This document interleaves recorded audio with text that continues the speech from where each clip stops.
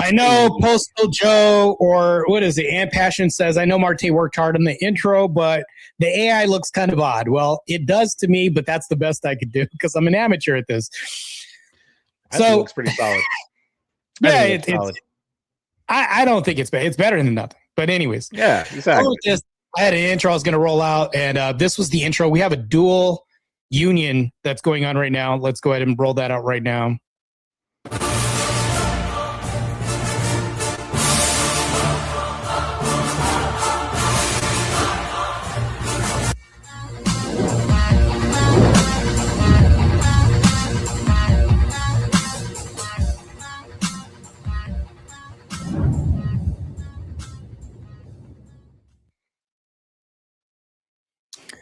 Okay, let's bring that out real quick. Hold on real quick. Let me bring this up. That up real quick. All right, give me 1 second real quick. I got a message from one guy. Hold on real quick. If you can entertain the crowd real quick, I could see if I could bring this guy on real quick. Just be 1 second. For sure. Yes.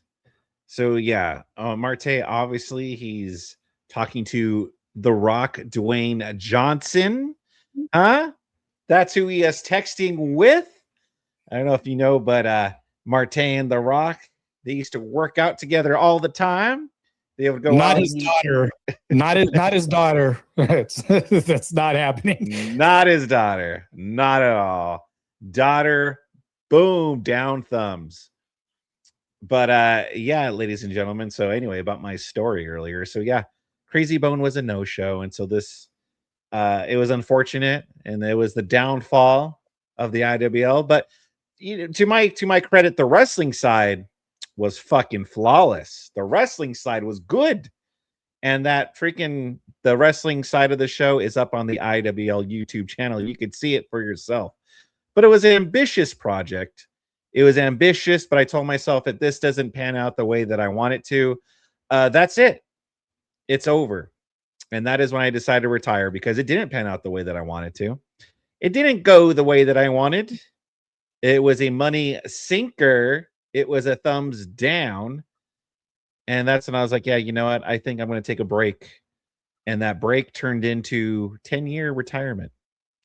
So I'm trying to see if this guy can come in real quick, because apparently people who are in the industry have side jobs. Maybe not going to make any assumptions whether or not of how much money they make or if they have side jobs.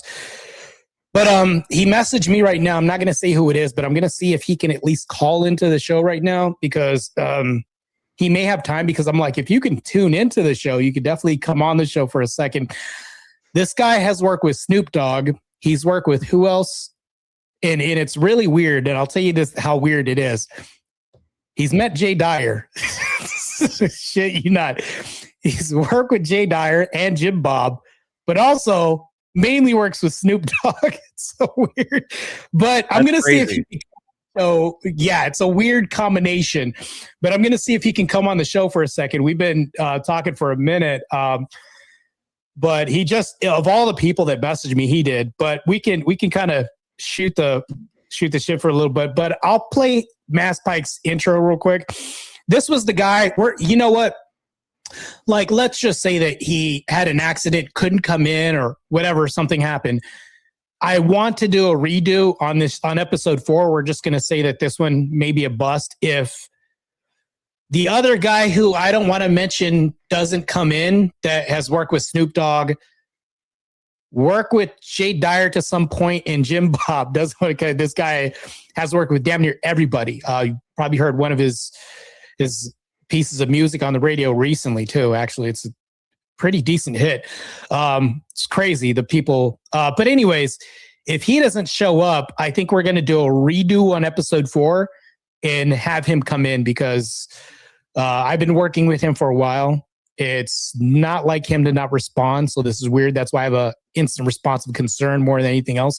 But I'm going to play the intro, and this is who we're going to have on the show because I said I wouldn't ruin the surprise for everybody. But obviously, we've already said who it is, and we're going to still keep it a mystery on the next episode. We're just not going to tell you which one he's going to be on. Let's roll out his intro. I've done it. I think I'm getting me what? Larry Hoover. Girl, you need a little drink in your system. Yeah.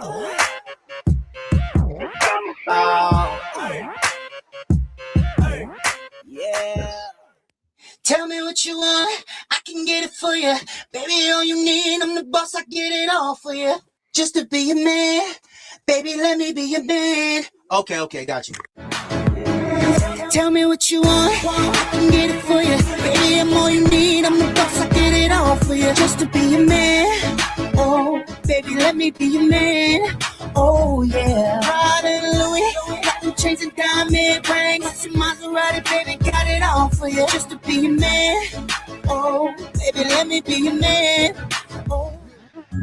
I'm telling you that I just wanna love you, baby.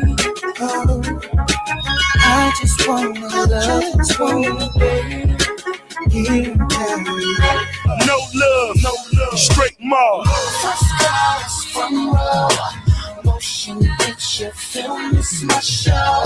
And in the world, so surreal, you're a treasure. I need you in my world. I found love here in Paris. Oh, I found love.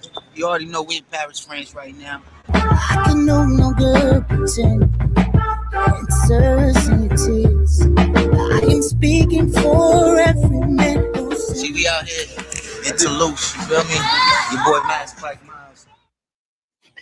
Yeah, so that was the artist that we were going to bring on. There are a lot of stories that I'll tell you about my run-ins with a lot of these guys who are in the industry, a lot of the artists. But he's worked for Rick Ross, Maybach Music. He's written songs for Jamie Foxx, a lot of industry artists, and more. When I was working with him in the industry, so that's the thing, though, is like I'll even talk about my relationship with these guys. So with Mass Pike Miles, I don't know if it's too much to kind of reveal a little bit, but I can say this much. I was helping him with a pescatarian diet because of his preferences at the time. And he was traveling through Europe on tour at the time. And we were working together. There are also other industry artists that I've worked with. I've worked through RL, through the group Next. I don't know if you ever heard of that. They came out with the song Wifey. So I've worked with him. He has since got a personal trainer who stole him from me, actually, because that happens in the industry too. So I've worked with a lot of celebs. I've worked with Carrot Top. I personal trained him in Vegas because he has a residency out there. I've trained with a bunch of people. DJ AM, trained with him, like a bunch of other people. I think me and Tiesto were at a gym right now, and are at the time in Vegas. I forgot what club it was in. It was a gym. But he saw me working out with this, training with this other DJ, and Tiesto walks in. And I couldn't even get a word in. The guy interrupts and was shaking hands with the other DJ, and we're talking. And he said, well, he's great. He does good work. And then he said, you do? And then I shook his hand. He walked off.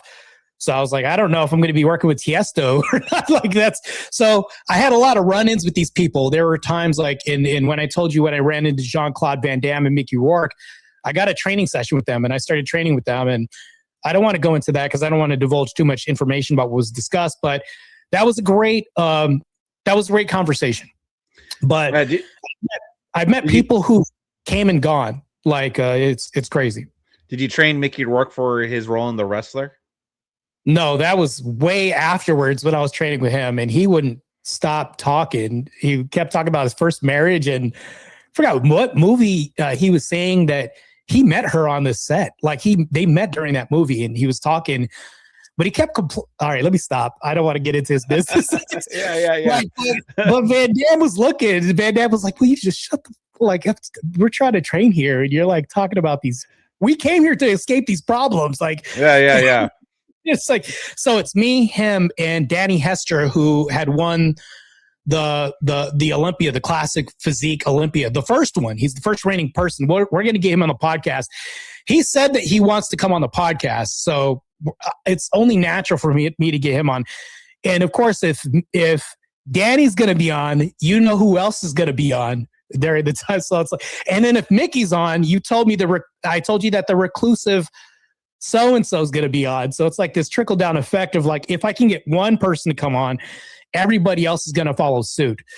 And it's weird how this works. If I'm on, Mass Pike Miles was supposed to show up. So that, I guess it didn't work out that way, but we're going to find out what happened. Hopefully he's okay. He's got a family and stuff. So I know people got their own lives and things going on, but back to this.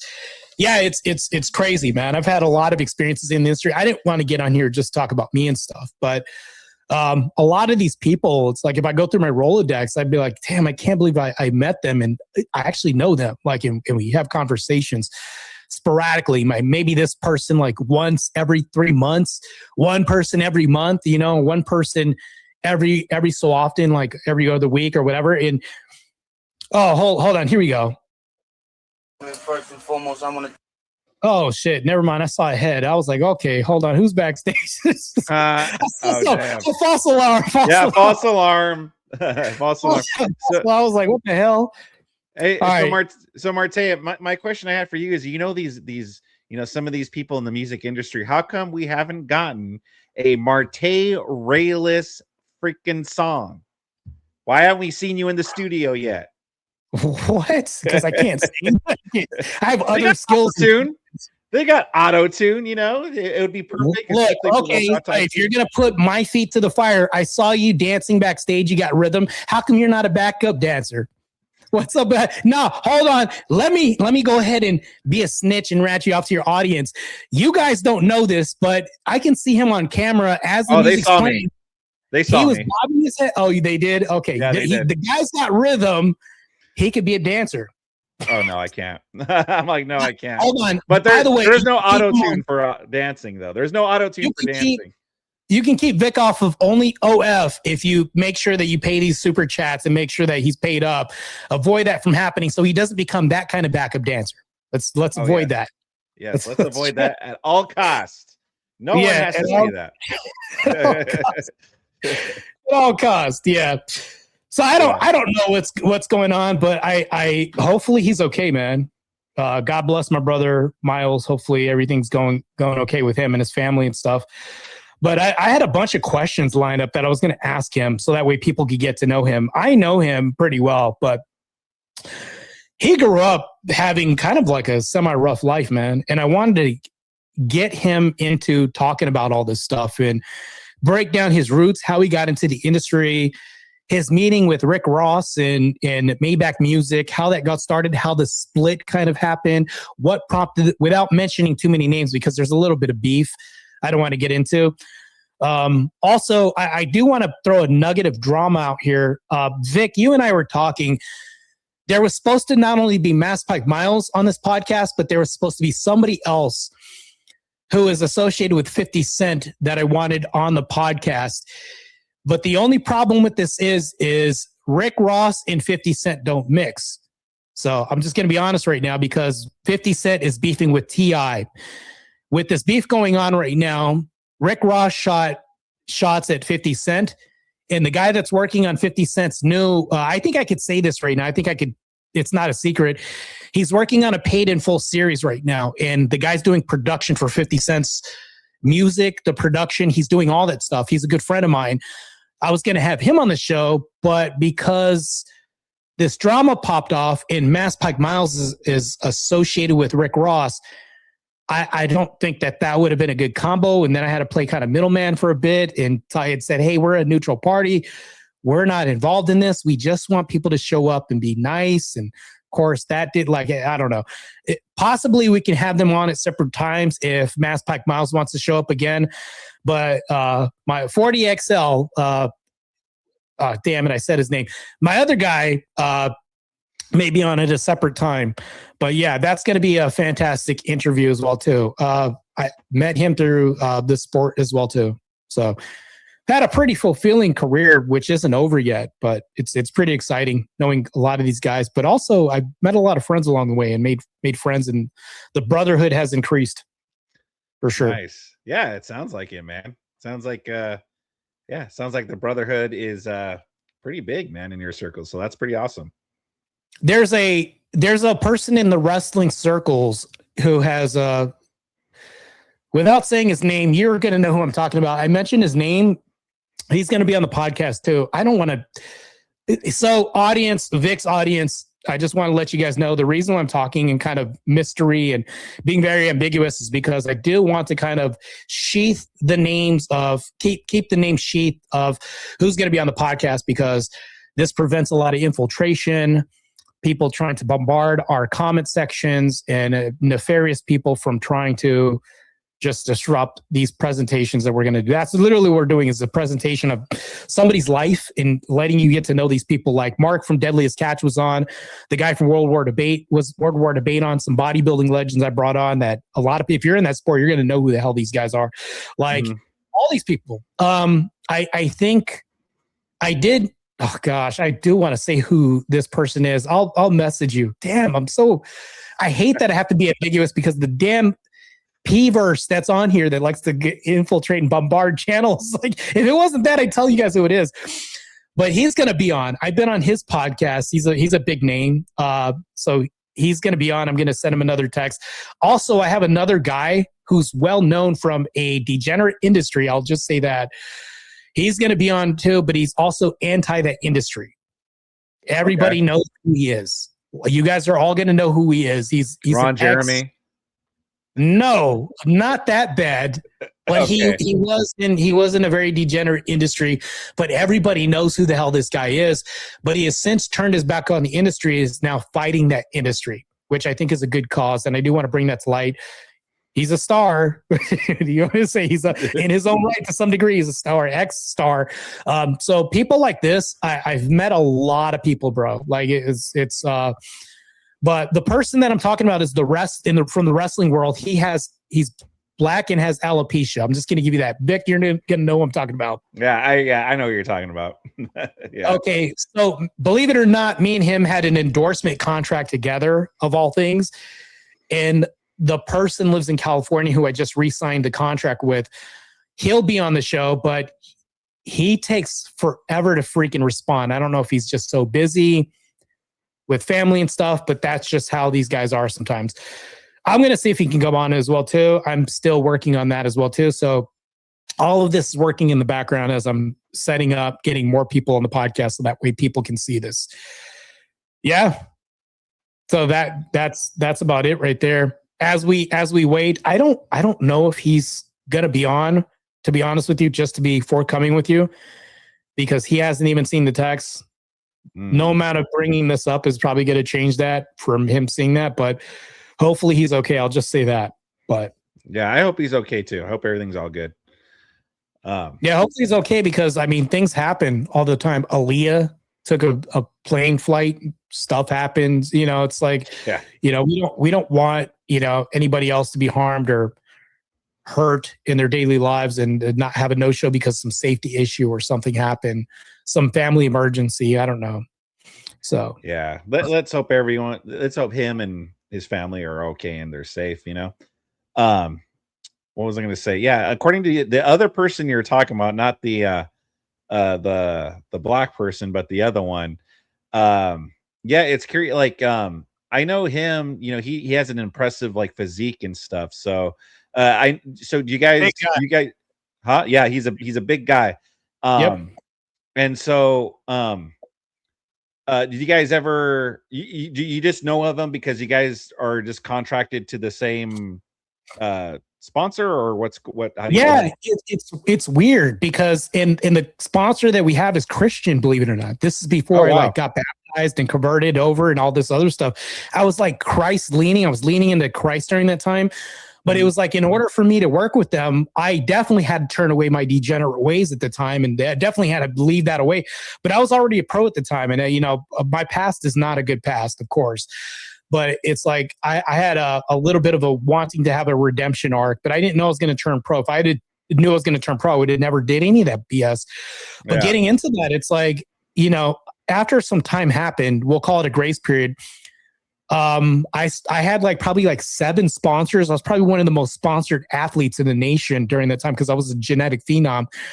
And having all these sponsors, it's like I started rolling into nationals, turned pro at nationals. And next thing you know, there's this whole field open of now international competitors that now I have a target on my back. Now I'm getting more sponsors, but in the fight for sponsors, you're literally having to kind of sell yourself to some degree.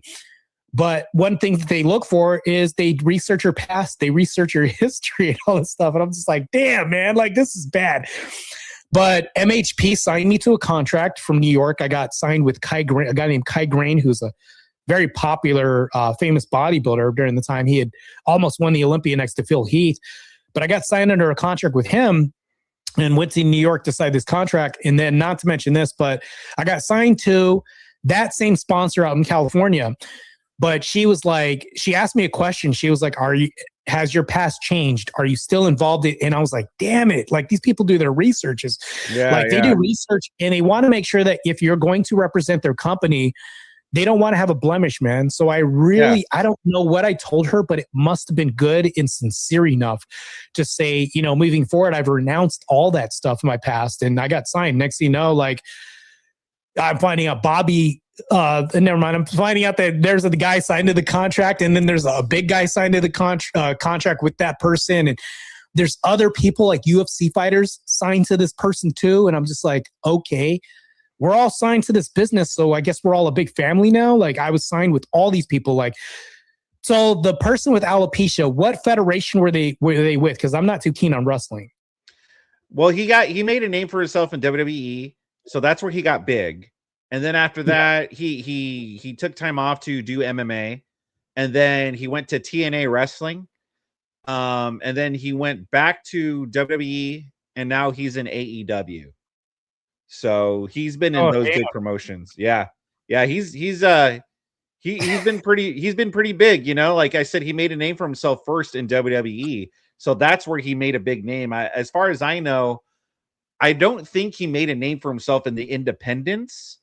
I think he was just discovered by WWE. They trained him, and then he became a wrestler there.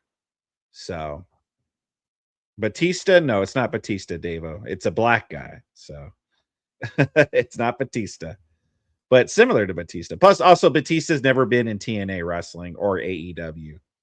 So yeah, I got a message from the guy that works with Snoop Dogg. He said he could do a show on Friday, and I'm like, no, I'm talking about right now. These people are so freaking busy. But anyways, that's a bust. Yeah. But yeah, that person, I didn't know they were involved in all that stuff. Yeah. But he's had a big career. Mm-hmm. I didn't know that they were, because I don't know how big he is. Truly, you know way more than I do about the guy with alopecia. I didn't I hate to call him that. I wish I could call his name but I don't want to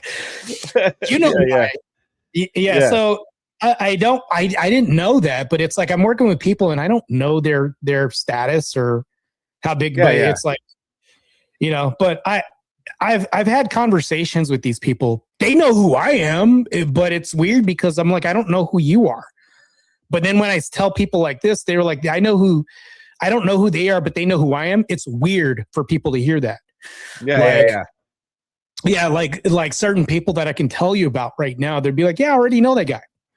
Like the guy's stunt double that knows me. I'm going to speak in this way. I know it's very ambiguous to your audience, but there's a purpose. No worries. Yeah. So the guy who plays the stunt double to you would call him an A-list actor or not? He's definitely not a B-list actor, right? No, definitely. I would consider A-list. Yeah. Mm-hmm. So he was in classic movies. He plays a stunt double. I'm going to see if that actor can come on as well too. That guy knows who I am, and I don't know who. I've seen his movies, and he's never met me ever. But he knows who I am. That's weird. I've seen his movies. And the guy knows, like, it blows my mind, but we're going to see if we can get him on too. So stunt double looks just like him too. I shit you not. So yeah, that's going to be very interesting too. Yeah.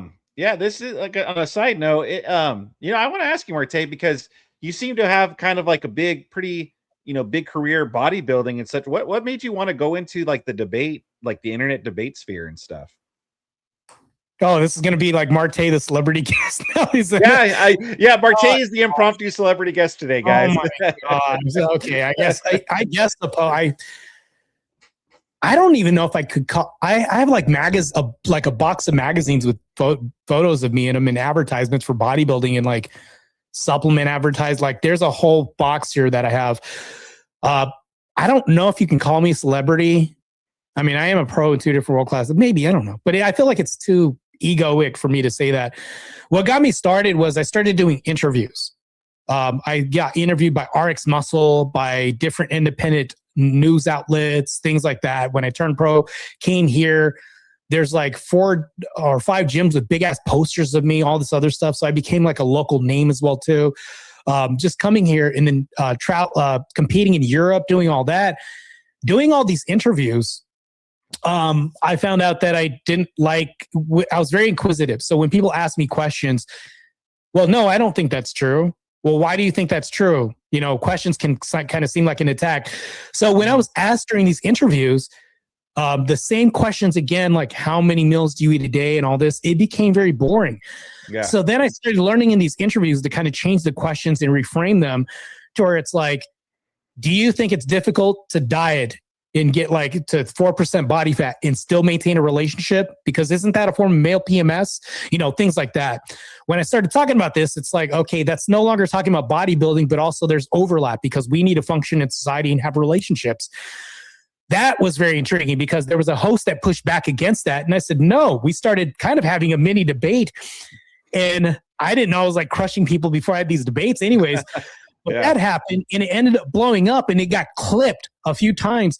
And then another podcast had reached out to me and said, hey, I was wondering if you could have you on on this podcast and then talk to you about relationships.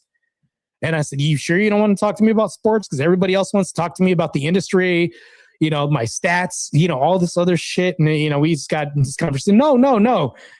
They were like, we want to know the man behind the muscle and all this other stuff. We want to know your viewpoint on everything. And it ended up being like, I was spouting common sense shit, but the common sense stuff was controversial, weird enough.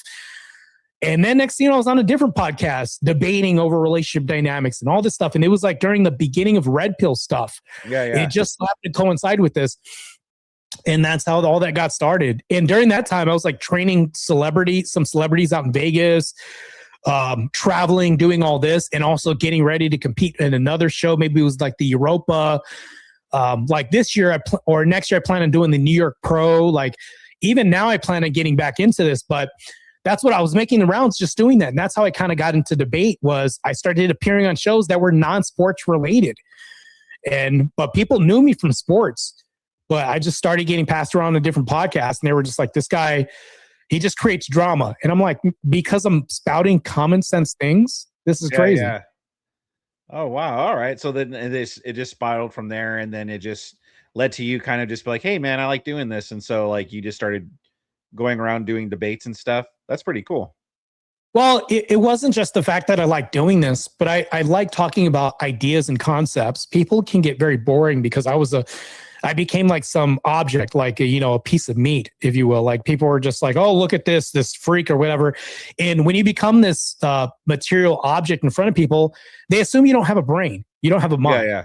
Right? He must be the stereotypical box of rocks. When I start talking about things and my ideals about how relationships should run, monogamy is superior to polygamy and all this other stuff, and just having these ideals, because more women is more problems. I don't care who you are. And me talking about this, it's crazy because even the idea that a man can't lead and follow at the same time, that's a very difficult thing and almost impossible. You either have to lead or follow in a relationship. Like when I started talking about the relationship dynamics, people were just like, damn, this bodybuilder, what is he talking about relationships or politics for? Shut your mouth. But usually libtards would tell me that. It's like, And these were conversations I loved having, because talking about sports and how many meals I eat, how many calories, and how much I can bench press, all that shit got boring because fans interrupted me all the time and were asking me these questions all the time. And mind you, like, even I think this was before the podcast started, I was talking about how I was treated in Europe as opposed to how I was treated in the United States. Two stark differences. Crazy. Yeah. You're telling me how you're treated over there, like pretty much like you're like a mini celebrity over there, and it's pretty crazy. So yeah, I was just curious because, like I said, it seems like you had a full like career, like a full outside, I don't know to call it success story, but you had a full, you had a full thing. So to see you and you're on like these different type of debate channels doing debates, I was just kind of fascinated. It's like, oh well, what made Martae kind of start to go into this to this sphere and stuff? So that's pretty fascinating. Yeah, I think during that time I was getting a lot of attention, not just because of sports, but I think I was very intrigued because it wasn't about the same boring things. It wasn't about what I ate and what I did and what's the next place I'm competing at, or if I'm on the road competing and doing something else, and who I've defeated in the past. And it wasn't about any of stuff, because it just becomes boring to some degree, and you're pretty soon standing in your house looking at the world outside your window, so to speak. When it comes to this, it's like now there's such a broad world out there, and I can understand why I can go to a house and be bored at looking at a football game and be more interested in the snacks and stuff, because I've been so, ingrained in sports for a very long time. So, we're talking about ever since I started becoming an athlete. I silver medaled at the Grand Canyon State Games for wrestling, ran track at JUCO, red-shirted at Phoenix College for wrestling when they had a team. So it's like, and I did all this shit. And I knew I was going to do something because I'm not the tallest guy in the world. I'm like 5'5". It's like, what am I going to do? I'm a short king. I can't play basketball. I can't play NFL, but I'm running track in college for Coach Dave Barney at the time, who ran for Arkansas University. And he's telling me, he was like, you have such a stubborn mindset when it comes to sports. I literally have to force you to stop, because if I tell you to run through a wall, you believe you could probably actually do this. And I just have this mindset about everything. So when it comes to debates, I can kind of seem prideful to some degree to some people, but I think that's because I have a competitive nature that stems from all that, which it may be perceived as prideful sometimes. So just to be honest with you. Yeah. No, I agree. Yeah, no, I could see that in you, that you're very competitive. You have this natural, just competitiveness to you when it comes to everything, even some things like debates, So yeah, I definitely see that. Is your goal to be like a big like debater? Or is this something you see to do on the side, and what you actually want to do is just, do you want to become known for as the bodybuilding or the debate, or like what do you want to be known like for? Like what's your like goal with your I guess career? I don't put like a label or a destination on this. I just know that I love what I do. When I started out doing bodybuilding, I didn't really have a plan or a goal, to be honest with you. And that's okay not to have like a destination. Yeah. It's good to have a goal. You can have a goal without a destination, meaning like I want to qualify for the Olympia, but I don't know where I'm going to place. But hopefully I wish everybody else good luck. And that was the same mindset I had to debates, is like, if I'm going to compete in the show, I wish them all good luck, So we have to think about things as like, our time is very important to us. Our time is not only just important to us, but we have to also understand that there's robberies that happen in broad daylight all the freaking time. And the robberies that I'm talking about is if a competitor's taking a 19-hour flight from Uzbekistan, or there's a guy I'm going to compete again that's taking whatever flight from Russia to here, I'm spending a lot of money on food, which is $1,500 a month. There's a lot of money on training because the gym membership, there's a lot of supplementation, maybe a lot of the extra subs I have to take on the side. Also, I have a coach too. I have all these other expenses in training, and I can't show up to birthdays. I will never show up at a bar mitzvah, but you get the whole point. I'm missing all this because I'm on a diet, suffering, and training. I'll never get that time back. But the guy taking this 8-hour flight from Russia to get here is coming to whoop my ass. So if I get beat by him, I just got robbed in front of a whole audience of 3,000 people in broad daylight, in front of 7 people who are judges for time I'll never get back. So when you view things like this and you're in a competitive arena competing against the elite, these are people that are traveling. Maybe like this is the only way that they feed their family because they're a pro athlete in their country. They don't want to lose. And then I have the USA on my back, the flag on my back. That's even more incentive for them to take us out because we're not viewed highly upon. Like, I think we're the only nation that I think Russia can compete against, like on a pro level, and which is crazy because I'm backstage and there's people that have interpreters. I don't know what they're saying, but I know those guys are from Russia or Ukraine or whatever. And I'm competing against these people, and all they know is like that's the USA guy. Like there's a guy from England that called me a Yankee, whatever the hell that means. And I'm just like, damn, everybody's gunning for us to take our heads off. So there's a little bit of politics in play here because I'm representing the United States. So I always think about it like this because it's extra insulting to me when people from attack me all the time or do things like this.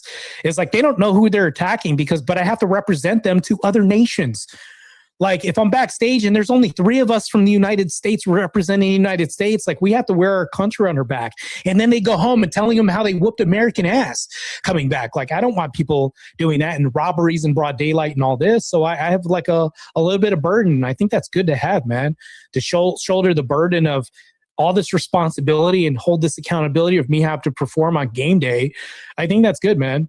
I like that. But I try to bring that mindset into debate too.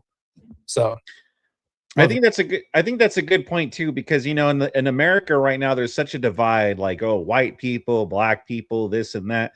But when you say that, like, oh, people from like England or whatever call you a Yankee, it just goes to show that they don't see you as, oh, this black guy. They see you as like this American that they're here to compete against. And I think that's what a lot of people in our country who are so divided by race don't really understand. Yeah, it's really weird because I mean, during the time when I went out there, it was like I was competing at the Grand Prix out there in Europe. And I think when I was competing, the disparaging comments I heard from people in London, but mind you, they had a big knifing epidemic during the time. And it was post-show. I was eating some fish and chips and some vinegar, whatever the hell they were eating out there. And it was like, I'm just hearing comments about how, the Yanks are kind of screwing up and they're following this, this crazy leader named Trump during the time. And I'm just hearing this and saying, this is bad. And I'm just like, you guys can't even have guns, but you guys have a knifing epidemic. They take the knives away. You guys are going to have a rock epidemic. And next thing you know, this is going to become Afghanistan. And we had this conversation. I was just like, damn, I can't even be out here talking like this because I have such a big mouth. So it's very funny because I saw murals painted of Trump in London where it's like graffiti art disparaging images of our president. And I'm just like, this is bad. So we're not viewed highly in other nations. That's what I knew when I was traveling internationally and competing. That was fairly odd too, just seeing that. Yeah, I bet that's what his name was Mike, right? The Deadliest Catch. Mark, sorry about that. Sorry. Yeah, Mark. Yeah, Mark Selbach. Yeah. That's what he was saying too, that we're not favored highly. We're not really looked at highly in other nations and stuff. And when you went to take a break, I asked him, I was like, well, what do you mean? Like, do you mean our government? Do you mean us as a culture or people? And he was like, kind of like both, it's like I guess other people from other countries just view us as kind of arrogant and kind of, just arrogance, like we think we're better than everybody. Yeah. There was a lot of entitlement. When I talked to a lot of the Brits out there, that's what I got. Not only was it entitlement, but we were ignorant sheep that were following something into our own death somehow. And it's just like, this is bad, but you guys have a massive knifing epidemic here that's not even bad. Like I was literally told before I went out of the hotel to tuck my watch, which was really weird. And I'm just like, okay, I guess it's really bad out here, but you guys are going to complain about the United States. I feel so much more safer out here in the United States compared out here with you guys. That was one thing that I got. And I was just like, this is very, very funny that you guys are going to make disparaging comments, but you guys are less safe out here than we are in the States. So. Yeah, no, for real. I was watching a wrestling video today and it was a story from Chris Jericho's book about how, they're wrestling in Brazil. The WWE had a show in Brazil and it was Chris Jericho versus CM Punk. And CM Punk held a Brazil flag, and he was holding it up because he was the good guy during the match. Chris Jericho, being the bad guy during the match, he took the flag and he threw it down on the ring floor and he kicked it. And right before the match, like they're about to get into it, people from backstage ran out and said, Chris, you gotta fucking apologize right now, or they're gonna fucking arrest you. Because he kicked the Brazilian flag. And so they had to stop the match and he had to get on the microphone and apologize for doing that to their flag, or else they were going to arrest him right then and there. Like, there were soldiers literally backstage waiting to go out there. And so, That's but insane. I guess, yeah, it was insane. I was like, holy cow, just from trying to be a bad guy and like, yeah, fuck your flag, but he almost got arrested. And I guess even after that, WWE has never been allowed to wrestle in Brazil since, even after he apologized. And it's insane. Hey, Vic, I don't know if I'm just buying time here a little bit. I feel like I'm going to buy this time. I do want to play the news coverage of the KEWL thing because people are probably confused and didn't know what you were talking about. I could play it in its entirety. I don't know if you want to play it in its entirety, but it's weird. That's fine. Weird Martae lore, by the way. So. Yeah, Martae. No, it was weird Martae lore. When I saw it, I was like, holy cow, this is a whole new lore right here. But yeah, no, you could play the whole thing. I have no problem with that. Literally, holy cow, I guess. All right, here we go. Yeah. Mystery. A Valley man says he hit the animal right on a city street, but he has no idea where the cow came from. ABC 15's Jason Valentine talked to that man tonight, and he feels like some rancher owes him a new car. This is what a one-ton animal does to a car. Still little bits of fur stuck in the shattered windshield. Martae Ruelas says he hit the animal coming home from Walmart. Now he wants to know, where on earth did it come from? It's hard to believe that a 2,000-pound hamburger just flew through my windshield like that. It's crazy. Flying cow surprised the folks in Twister, too. But that was Hollywood movie magic. Martae Ruelas was on 7th Street in North Phoenix when it happened to him. I see this big blur that comes right in front of my car and smash right there. All I see is airbag and glass splash me in the face. The airbag blew up, burns and cuts on his arms. The cow got it worse. Its fur still stuck to Martae's car. But now comes the mystery. There's a physical bull on the side of the road, horns and everything. We live in a city. That's a bull. I'm still trying to process this. Bull, cow, whatever you call it. Where the heck did it come from? Deer Valley Airport to the south, a cement plant to the north. There is desert to the east, but it's fenced and the animal is branded, so somebody owns it. And Martae says that person owes him a car. It's almost like as if a dog breaks loose from an owner and attacks somebody. It's like, is the owner really responsible for that? In most cases, yeah. Phoenix police told us they passed the cow off to the Department of Agriculture to try to find the owner. Police also told us dirt bikers and four-wheelers sometimes leave gates open on grazing land. Either way, I'm out of a car right now, and it sucks. And that ain't no bull. I'm Jason Valentine, ABC 15 Arizona. Yeah, I was like, this is bull. Yeah, this is bull. Yeah. Literal bullshit that just happened that day. You know, it's funny because last night, Bandit was on and Bandit was like, oh, well, it looks like you drove a Prius. And you're like, no, it's not a Prius. But watching it back again, I could see why people think it's a Prius. Even someone in my comment section, Kyle, he was like, Martae driving a Prius? But no, it's not a Prius. It was a Honda. So let's just get that rumor out of there. It was a Honda. Just know it was a Honda. I'm telling you right now. I went over the steering wheel. It was a Honda logo just to show you guys last night. So yeah, definitely a Honda, bro. Whew, dodged the bullet, the Prius bullet. So not a liberal. Yeah, not I know, right? Imagine if it was a Prius, that would have been the bigger scandal here. Like Martae drove a Prius. That would have been the new scandal over there, you know. That would have been the worst scandal if Martae drove a Prius full of card. Yeah, that would have been crazy, man. But dodged a bullet that one. It was just a Honda, thank goodness. So it's yeah, dodged a bullet, but did not dodge a bull, unfortunately. You know? Yeah, it's funny. Like I was saying, like you were asking me, like how did the news cover this whole footage? And pretty much, like I'm pretty well known in Arizona. Not to dox my state, but it's a pretty large state. You'd have to find out where in Arizona. But like if we think about this, it's like there were like a couple people who pulled over because the accident was so bad. There was a bull on the side of the road, massive bull, and this is what happened. I'm driving, and alongside the road, there's like no lights. And I was driving home from Walmart because I've gotten like a bunch of steaks, beef, chicken, bodybuilder shit. And I'm like, I have to make a food run. Driving back home, and the weirdest thing happened. It happened in just a few seconds. I saw horns, I saw eyes, and then everything turned black. Upon recollection, I knew that the bull was charging me, which is really weird. So we just went on like this. That's crazy. Charging you? I thought it was just walking across the road and you hit it, but it was charging you? Charging me. It went through the windshield. If you saw the windshield caved in, yeah, it went through the windshield. Like it. So yeah. So I don't know how none of the horns hit me in the chest or whatever, but it kind of did this. It's weird. I did see the horns, but my head hit the steering wheel. Well, no, I think it was the bag or whatever it was. But I don't know how this happened, but I wasn't like really badly injured during this whole period of time. But when I had come to and kind of woken up, there was the bull, and then I smelled a lot of smoke, and like I had this chalk on me, probably from like the exploding airbag. And there was like 2 cars and somebody trying to pry a door open. And next thing you know, like one of the first things I heard, it sounded like I was in a tunnel. And then when the voices started becoming more clear, the first thing I hear is, I think that's Martae. Somebody says, I think that's Martae. It really is Martae.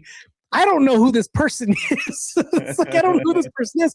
But mind you, like I have 5 gyms in Arizona where I have a big ass poster of me. So so all I'm hearing about is, oh my God, that is him. Get your phone. And it's like the last thing you want to hear when you're pulling yourself out of a vehicle of a wreck. And I'm just like, hey, what's going on? My car's gone. Like, so I don't know. It was a pretty bad day for me. Pretty shitty day, bro. Damn, man. Yeah. The biggest thing that sucks is that, man, the insurance didn't even cover it, man. So fucking, you never got your car reparations. That's what sucks. No, I didn't get that. One of your commenters says the irony of buying beef and then slamming into a bull. Yeah, I know, right? I was thinking that too. The irony of going to buy a bunch of meat and then you hit a bull. It's probably what somebody could probably say it's karma because maybe he had to get his get back or whatever you want to call it. Like, I know, right? It's so bad. I know what you have in that car. I'm going to go right toward your car. That's insane, man. A bull to go head on into your car. That's crazy. It was galloping. Like it was galloping. And I know it was like, so I was like, I didn't even have time to brace myself. It was dark. So yeah, I just saw a galloping bull hit me head on. And I guess nobody won that battle. I saved my life somehow. I don't know.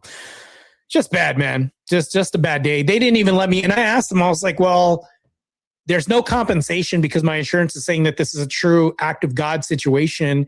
The animals don't follow guidelines or bylaws or any of that traffic stuff. So it's like they call that a true accident because it's just nature. So there's nobody that you can get the insurance from or exchange information. It's a fucking bull. So, and then I asked, I was like, well, if that bull's just going to sit there and you're going to let the meat go bad, I can butcher this, right? And the guy's like, no, you can't butcher it because as you can see right here, if you walk with me, there's a brand, so it belongs to somebody. I'm like, oh, so I can't eat it. This bull can jack up my whole car and screw my whole life up, but I can't eat this cow. And the guy's like, nah, man, because it's property. I'm just like, oh, so my life got even worse that day because I couldn't even eat steaks because it's just bad, man. Yeah. I wish that was the case, though. Yeah, you couldn't even cook it up, but it sucks though. And like if they see the brand right there, it's crazy that they couldn't even trace it back to who owned the bull in order to get, that's what sucks too.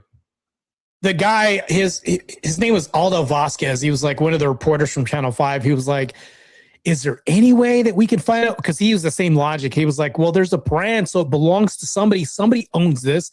They called Wildlife Fish and Game. They called some of the property owners, and everybody denied having this bull. So I was like, yeah, you guys would deny this, even if it was your bull, maybe because like, it's just like what. But yeah. But yeah, I've had a pretty good career in pro sports. We did Super League, and that was pretty awesome. It was a new sport that Nike had came out with, and coming out with the sport, they had selected people who were world record holders, and also people who are power lifters and all this. And I've done powerlifting for a long time and done world strongman. And I got a call from Vegas, and it was a guy named Jay Jung. He owned like this guy's probably a millionaire, owns a couple gyms out there. And he said, hey, I'd like to see if you can try to qualify for our team. And I was like, qualify for your team? What? He was like, you're an athlete, right? You've done wrestling and everything else. I've done a lot of research on you. And I was like, yeah, I've done some things. And he was like, according to what we show, you've also done strongman. I said, yeah, I've done that. He was like, how would you like to test your mettle against the best in the world? That's all I needed to hear. And I was sold. And I was like, okay, who and where? He was like, well, you have to qualify for Team USA. And he was like, Nike's also sponsoring the whole thing too. It's also being sponsored by, well, there was a bunch of other people who were sponsoring this too. And he was like, all you got to do is come down to Vegas and qualify. Went down to Vegas, and I destroyed the deadlift world record holder at the time. So that happened. And then we went against Team Canada, destroyed the shit out of them. But they had this international meeting before we all started. It was like weigh-ins. There was a bodybuilding legend, Dorian Yates, that was there. Titan from American Gladiators was there. His name is Mike O'Hearn, by the way, if you guys know who that is. There's like memes about him. The guy who has the Don't Hurt Me meme and all that. He was there. A bunch of other superstars and legends. Matter of fact, Dwayne Johnson was there too. A bunch of other people were there. And while we were there, I'm like sitting in a room with probably like damn near, if you can like compare people to superhumans, literally this is what they were. So they called it the Rise of the Superhumans, the first competition we had. And I was literally competing against people that are trying to self-delete themselves to destroy me. Like they have the same mindset. And I think as an athlete, you have to have that mindset to where it's like, I'm going to kill myself in the process of trying to delete you. And I've never been in a room with so many people with that same mindset.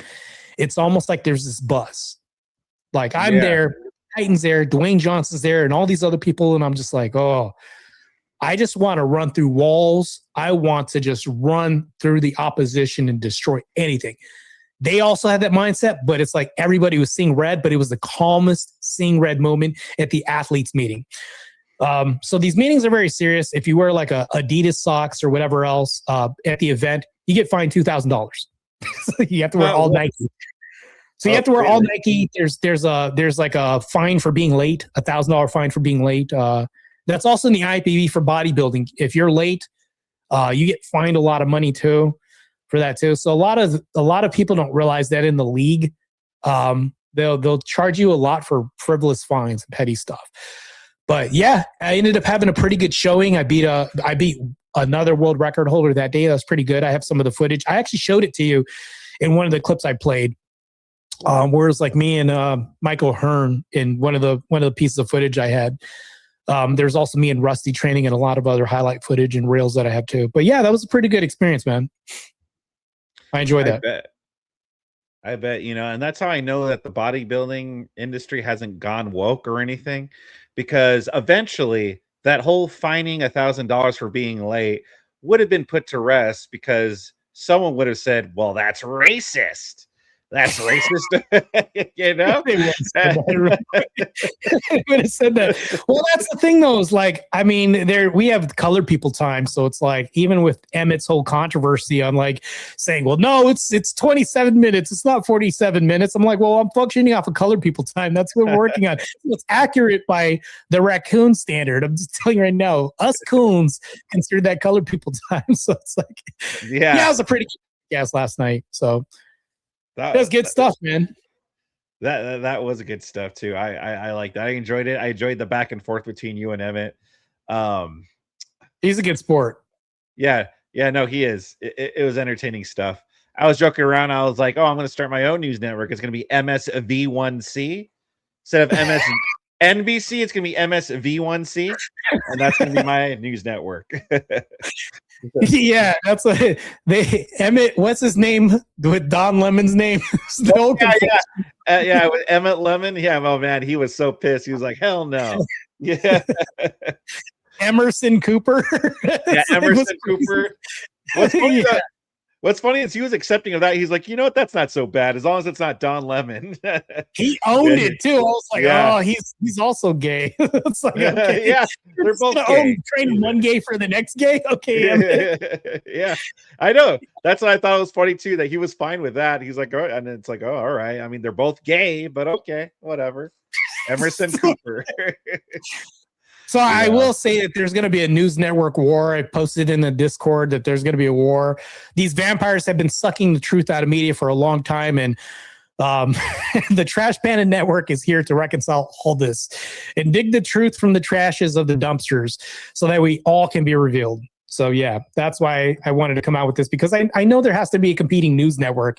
He just can't run the block and, own a monopoly on news networks. So that's why we came to prominence. Yeah, no, competition is always better, You need someone out there to push you, and then you push him, and it just everyone benefits. So I am down. I am down for the Palestine news wars. I am here for it, brother. I can't wait to see it. Is there any stories that you've heard that you're working on or that you're gonna talk about soon? We are going to do a segment on the worst superpowers to have during a debate and the best superpowers to have during a debate. That's going to be a special funny segment. We're also going to have the origin of the Palestine News Network and the Trash Panda News Network beef, how it all started. So I'm also going to talk about the origin story on that. We're also going to cover other things as far as debate news, media, and also this war popping off in Iran. But we're going to cover this from the coon perspective. It's not going to be from the raccoon perspective. I mean, that's what I mean. It's all the same thing. The raccoon. Yeah, that's it.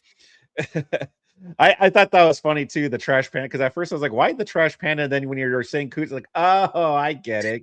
I was like, that's good stuff right there, Martae. That's clever. Yeah, we're gonna have some well-spoken black people on the channel. That's what's gonna happen. So it's definitely gonna be a thing that's gonna be happening. But getting back to this, I think I would encourage anybody that plans on working out or training, make it a lifestyle. I think it's extremely important. I made it my lifestyle. I think that not only has fitness and health been the mainstay of my lifestyle, but I think it'll benefit you, because sooner or later you're gonna grow old, man. And then somebody's going to have to wipe your ass, and you're going to fall and break a hip and all this, but that can all be prevented. If you get fat as hell, you're going to have to put like a towel on the end of a stick and then wipe your ass somehow. You don't want to be in that position. Not only this, but you want to make sure that, you're able to take care of other people too, because when you get older and you fall on your hip and you break your hip, that's because of loss of bone density, because of lack of training. Weight training increases bone density, and that can help out health.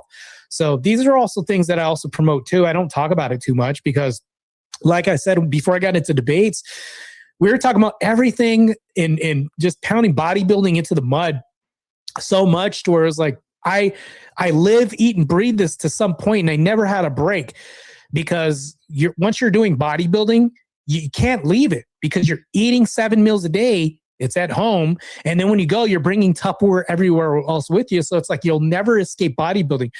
So on podcasts, when I started getting into like these debates, it was like a breath of fresh air, because my mind isn't solely fixed on my next meal or the training I have to do and everything else. I do love to suffer, but I needed a break from this, because I was kind of almost approaching some kind of burnout. But so I do want to discuss, like, me and Andrew Wilson, us meeting.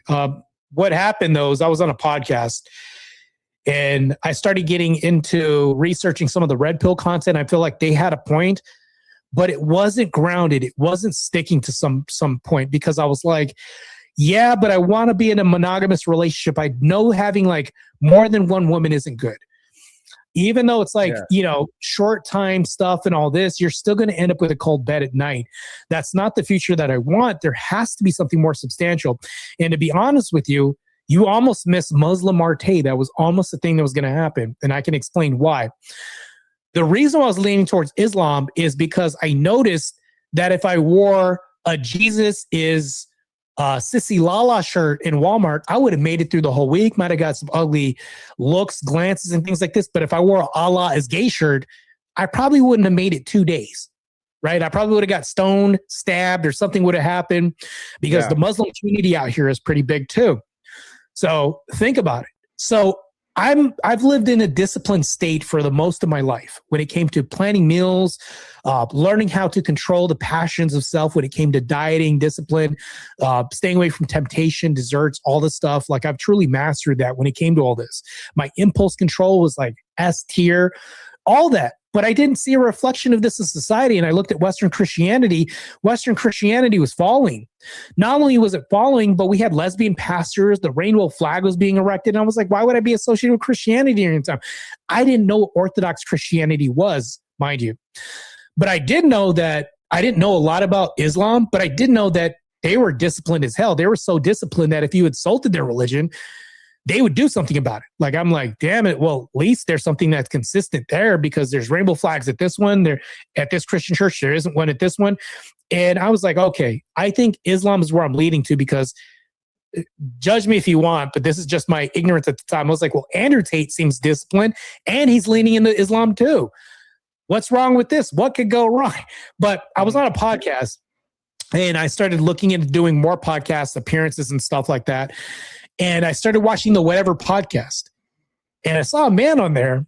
And I was like, this guy's making a lot of sense. Who the hell is this? He looks like the average person. Like, he doesn't look special or anything different from anybody else. And it was Andrew Wilson. And I was like, I don't know who this guy is. Like, they're just bringing up random people because I didn't know who he was at the time. And I was listening to a podcast. And he started making a lot of fucking sense.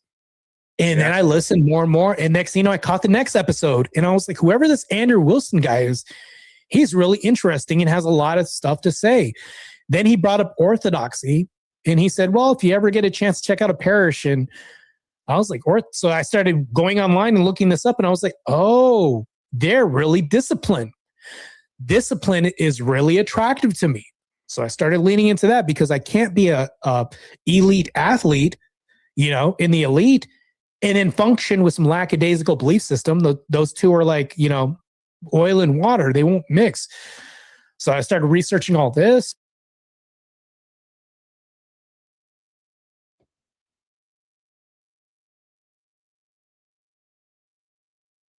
Martae, your audio went out. Yeah, I reached out to them, and next thing you know, Rachel Wilson started talking to Andrew, and Rachel Wilson is very familiar with pro bodybuilding and all this stuff. And next thing you know, I became Andrew Wilson's trainer, and I was coaching him for a bit. So that ended up being pretty good. But mind you, before that, I was coaching a lot of other celebrities, and I was training a lot of other people before that. So it wasn't anything like different from training anybody else, coaching Andrew Wilson, so that was pretty cool. Yeah, no, that's very awesome. Man, I had a question for you. Let's see, let's rewind a little bit because so you talked about how you met Andrew. Actually, I had a comment. I was like, man, somewhere in some other parallel universe, there's Muslim Martae who's teaming up with Manar versus like Andrew and someone else. Imagine that. That would be crazy. There would have been another universe where I would have been debating Andrew representing the Muslim side. That's crazy. Yeah, so it's a good thing. People in my chat are saying, yeah, thank God he's on our side and stuff like that. And I got to say that too, thank God you're on our side, because a Muslim Martae would not have been good. Not have been good. Yeah, I was like this close to going towards Islam because I wanted something that was more disciplined, firm, and consistent when it came to like the ideology. But upon further like reference, like hindsight is always going to be 2020 regardless. But looking back, I was like, damn, would have been an idiot move on my part. That's just my opinion. If I offend you, we can debate about this next week and I can set it up. Anybody in the audience. But that's the thing though, is like, I'm glad that I'm on this side, and I'm glad that I chose to lean towards Christ and Christian values. And I've been in catechesis for like 2 years before I even got baptized. So it's a while. So when people do the whole conflation with me and Nala Ray, it's not the same thing because Nala Ray goes and she gets dunked. There's two things that I have because there's like a war, right now. There's a potential debate that could happen on Word War Debate with me and Pearl's producer. Maybe not her producer, but he works on her production. There's kind of a beef that's happening between me and him on Twitter, where they're bringing up a lot of personal attacks. I'm not like foreign to personal attacks, but they've conflated and compared me to Nala Ray, and they said, well, Martae is no different from this, right? Well, the problem with this is I don't have a problem with Nala Ray's past if she's changed her ways. That's nothing I can ever judge. What I can judge is the fact that she has renounced her ways, but then became a female minister. That's like something that I have an issue with. The other thing that I have an issue with is with this whole conflation is, yeah, she can go get baptized tomorrow night and then get a coffee in the same shop that's adjacent to the pool that she got baptized in. In accordance with orthodoxy, I had to go through the whole process of catechesis, like 2 years of studying, research, having to go to classes, having to be disciplined, learn a prayer rule, all this other stuff. And then they decide whether or not it's time for you to get baptized or not. It's much different, the process of this. I love the fact there's just so much discipline in this form of Christianity that you just can't say, I can just turn into that tomorrow, which she turned into a minister, has her own online ministry, comes out, and next thing you know, she's evangelical, like as if 6 months ago, she didn't have all this in her mouth. And it's like, this is crazy. So there's a massive distinction between me and Nala. Plus, I didn't do intercourse I didn't do that on camera. She did, but I'm not going to dive too much into that. But when they do this whole conflation, I just don't I feel like it's such a reach. I think that if somebody has redeemed their ways, even Nala Ray or any of these other people, if they've since redeemed and changed their ways, I can't judge them.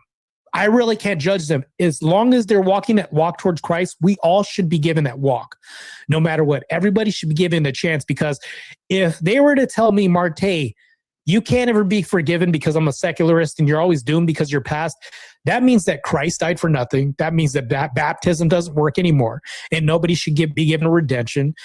What a nihilistic world that you live in. If we're going by that logic, it's very nihilistic. Crazy. Yeah. And that's what people confused. They'll be like, why are you talking crap on Nala Ray? I thought you guys were all about redemption and forgiveness and blah, blah, blah. And it's like, well, yeah, no, we are, but that's not, she's obviously she's switched one grift to another, it seems like. And, like you said, she's like a female minister and stuff like that. It's not that she's, it's not that, oh, she used to do F and therefore it's that it seems like she just pretty much turned one grift into another. And she's still putting out videos that are still there's no nudity in there. There's no explicit adult content, but there's sexually suggestive innuendo still in there. It doesn't seem like she's fully conformed. And she's definitely not a figure that we should be prompting up and listening to this soon. She got baptized and then a month later she was on Michael Knowles talking about how she was saved. And it's like, okay, that's not how this works. You know what I mean? Yeah, well, there's also examples too. Even recently, I can tell you right now, ever since I started getting back into heavy duty training with my coach and doing all this, and then planning on trying to qualify for the Olympia, and then not only this, but having to do the Europa and compete at maybe some Grand Prix, do all this again. I've had two photographers reach out and say, hey, I was wondering if you can do a photo shoot. And I was like, no, I'm good. You don't want to know what the photo shoot's about? It's fitness related stuff. No, I'm good. I'm so adverse to photo shoots now because of the past and because of reputational damage and all this, that I don't even want to do a regular schmegular fitness photo shoot. I don't want to do that at all. I can do progress pictures before and after, but I choose not to do this. People could say, well, damn, you look like a Greek god. 6 months from now, I can look like some statuesque figure, where it's damn, I don't know. That's impressive. Yeah, it's going to have to be impressive underneath my clothes, bro. That's the kind of discipline I have. Whereas Nala Ray took off and she's like, oh, we're just going to insinuate. It's not exactly corn, but we're just going to, flick her tongue on a biscuit or a muffin, whatever it was she did in the last reel. And it's we're just going to insinuate. It's not exactly corn. I'm so averse to anything like that that you have to be viewed as kind of a monastic because you don't do anything even adjacent to that, to where it's like somebody asked me, they said, are you going to debate theology, Martae, at some point in the future? Because you're an Orthodox Christian, you're now baptized, you're learning more about the religion. Would you ever do this? And I would say, no. I put a 10-year hiatus on me. And I said, before I make this decision, this isn't like a decision I made with a priest or anybody else. But I said, should I be the person that wants to debate theology? Let's say I know my shit. Let's say I know the Bible from front to back. I can interpret it just as much as anybody else. I still have to give myself 10 years before I can even have the conversation with myself about it. The reason why is because there is no statute of limitations on, your public status or a bad image, according to secularists in the world and everything else like this. Mind you, let's say that the world does forgive this. Well, this is now personal. I'm giving myself this 10-year hiatus from doing theology or anything like that. Even having the mere conversation with myself about this in my head and deep diving about how I'm going to go about debating theology 10 years from now, that's just the conversation. So I think that if more people who've had like a degenerate past take the time and don't rush into this and say, I'm just going to rush out and just give the word and do all this, we wouldn't look like such shams. I mean, in the overarching Christian community. But thankfully, Orthodoxy doesn't have a lot of that going on right now, or any of that I can see. We don't have that because there's so much discipline, so much reverence, and there's a lot of gatekeeping that happens, to be honest. I think gatekeeping is extremely important. That should be done because we now have Western Christianity that hasn't done gatekeeping. We now have rainbow flags. We now have ministers. We just had a debate where somebody was arguing that the church should be sued because we have a lesbian pastor in the pulpit. Like, what? This is crazy. Yeah, exactly. Not enough gatekeeping was done at all. And like you said, it's led to all this. Yeah, like you said, female pastors or even lesbian pastors, or like with the LGBTQ flag in there. And it's like, okay, it's no, like, no, this is not what's needed at all. I want to ask, like, because it's fascinating to me, because like you do the bodybuilding, which is obviously a big discipline with your body, and you're working out your body. Would you say that like debating is a kind of like a workout for your mind? It is, because you're going to look back and you're going to say, damn, I messed up so many times. And you're going to start becoming like hyper analytical. So I'll say this. When I did a debate, the last debate, I wanted this to probably be one of my best performances when it came to like eliminating civil rights. I wanted that to become the most. And I wanted to imagine if I'm on Speakeasy's platform and I'm having this debate, what if I was at some college debating this with some professor about this? I need to come as prepared as possible to where if I can demonstrate this as like a highlight reel to debates, just like sports, and I'm conflating the two. If you can show a highlight reel of something that you are trying to become disciplined at or be better at, would your future self be happy with that? And would that future self say that guy's a pro at what he does? If I looked at any of the debates I did in the past, this is my honest truth, Vic, I would tell you guys that I'm a D-level debater. Not A, not B, not C, a D-level debater.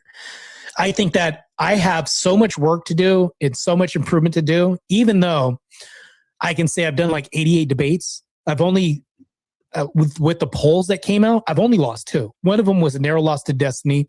According to Paige, she says that. She's a litigator, so I'm going to say that maybe that's the closest thing to some official judgment. And Emmett reviewed that. He said that was a narrow loss too. And then I lost to Mo Rebuttal. The only one person, those are the only 2 people I've lost debates to. But if I think about this, it's like, I have to think about this. Am I just highly favored because these are on right-wing channels? Oh, wait, hold on. I did do a debate on Wick and we whooped the asses out of those people. And then I think about this. Oh, I did do a debate against Pisco and they didn't do really well there either. So it's like, yeah, I did this on liberal platforms and everywhere else. Here's the whole point. You want to get better to where your last performance looks nothing like your first. There needs to be a dramatic change. And if you are as competitive as I am, you are going to be OCD and weed out the little things like you saying, like you'll start noticing, you start doing this a lot. I did this in the last debate and I'm just like, damn, that's just maybe a lack of preparation, and I need to prepare better. So it's not bad to be hard on yourself if you want to fine tune yourself to become a better athlete or a better performer or a better tactician at engaging with the left, because this is kind of a sport, to be honest with you. It really is. It gets judged. It gets viewed. You can practice this. You can look at highlight reels and review where you fucked up at or messed up at. And then not to mention that, but it requires a certain level of discipline. It does. But here's one thing I would say to everybody else. The more you start doing debates, the more you start recognizing where you messed up at, and it most likely doesn't happen again. And you slowly start weeding these little things out, like maybe little ticks or, misquoting things, stuttering, all this. If you have a stutter, like, you can help weed all this stuff out later on. The more you start doing this, the better you're going to be. I know I'm saying stuff I'm preaching to the choir here, but I'm just saying, like, if you were comparing this to sports, it's a good thing to be competitive and have a little bit of OCD streak. Yeah, one thing I noticed that you've improved on is before I've noticed you try like I compared you. You're trying to like you're like a Bill Goldberg in a way. Like Goldberg would have these short matches. Like he would go in there, try to get this match done as soon as possible, and then leave. I felt like you kind of slowed down a lot. Like you're kind of more patient. You're not as interruptive. And that's for the better. I think that's a good thing, because I think before you're going in for like the steamrolling. But I think now, yeah, like, well, no, I'm just saying, like, you went in there when you went in there like Goldberg, like you went in there, you wanted to do the spear, the jackhammer, bada bing, bada boom. But you slowed down a lot, and I think that's for the better. Like you've slowed down a lot, you're more patient, and I think it also helps you formulate your arguments better. So I would say that from what I've viewed of your debates, that's how I've seen that you've improved a lot, is that you kind of slowed down a bit. And I think pacing is extremely important. I think that when you pace and you start thinking before you say something, the mistakes are decreasing a lot. Not only this, but you're able to formulate a better attack pattern, and you're able to recognize. And here's another thing too, is one thing that was like kind of hidden and woven in what you were saying that I caught, like, and this is my interpretation of what you said, is maybe I'm not saying as much. Meaning I'm not interrupting as much. Maybe I'm listening more. That's also another thing too, is because I started noticing that if I listen more to my opponents, you'll start noticing that they handed you a knife. They'll hand you a gun. They hand you a noose. And then your recall gets better because you heard it. If you're not interrupting it, you can now say, nope, that just contradicted what you said last time. But a lot of people don't realize that recall is a lot of just listening, to be honest with you, and catching things that people say. But you'll never get this if you're just quick to just have a respond instead of listen. I think approach will always determine a response, but the approach always has to be heard out in full sometimes. Let them talk. Sometimes they'll dig their own grave, and that's a beautiful thing. That's what happened with the last debate. When I said, hold on, so because if I have a bakery and I refuse to cook, make a cake for a lesbian couple, and then at the last second I switched this up, I said, let's go to a church.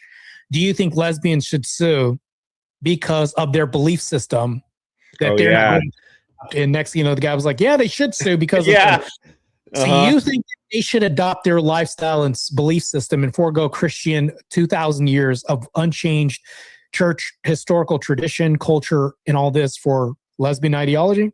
He was like, yeah. I was like, this is crazy. You just destroyed your own worldview. It's like, and it's beautiful. I love it. When this stuff happens, it's almost like you just kind of want to sit back and just be like, well, that was that. But you have to, there's like 20 minutes left on the clock, and you're like, well, this is fun now. But you'll never have these moments of fun unless you let them hang themselves. But a lot of this requires just listening and being patient, man. I'm slowly starting to learn this, man. Yeah. So I agree with you 100%. Bandit on my channel, thank you very much for the $5, Bandit. He says, I've noticed that I have more brain farts when I spend more time talking than listening, being on stream versus being in chat.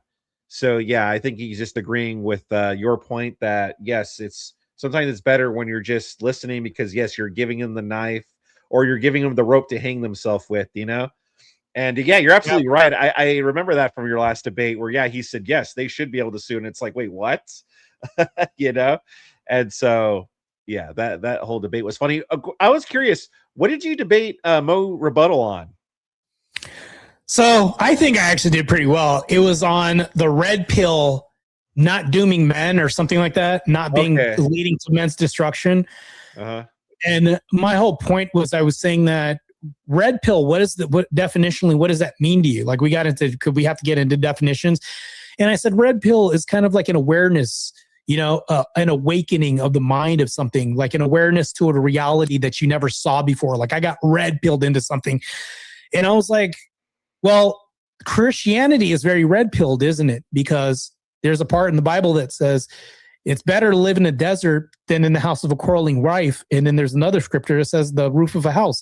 So I said, how very red pilled of that. See, what we're saying is that like I just went that route and I was saying that there's a conflation and I try to use that, but it was like, but you have to understand though, I will say this to Mo's credit.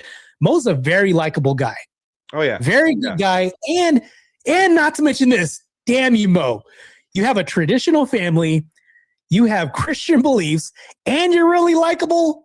Yeah, those are points against me, bro. It's like, I met my nemesis now. Somebody who has me beaten in, like he's beating me out and all these other things. I'm like, damn, man, I don't have a family like that. I don't have maybe the likable nature of Mo. Damn, but people don't realize though, it's one good thing to have good rhetoric, and it's one good thing to have the Socratic method down pat.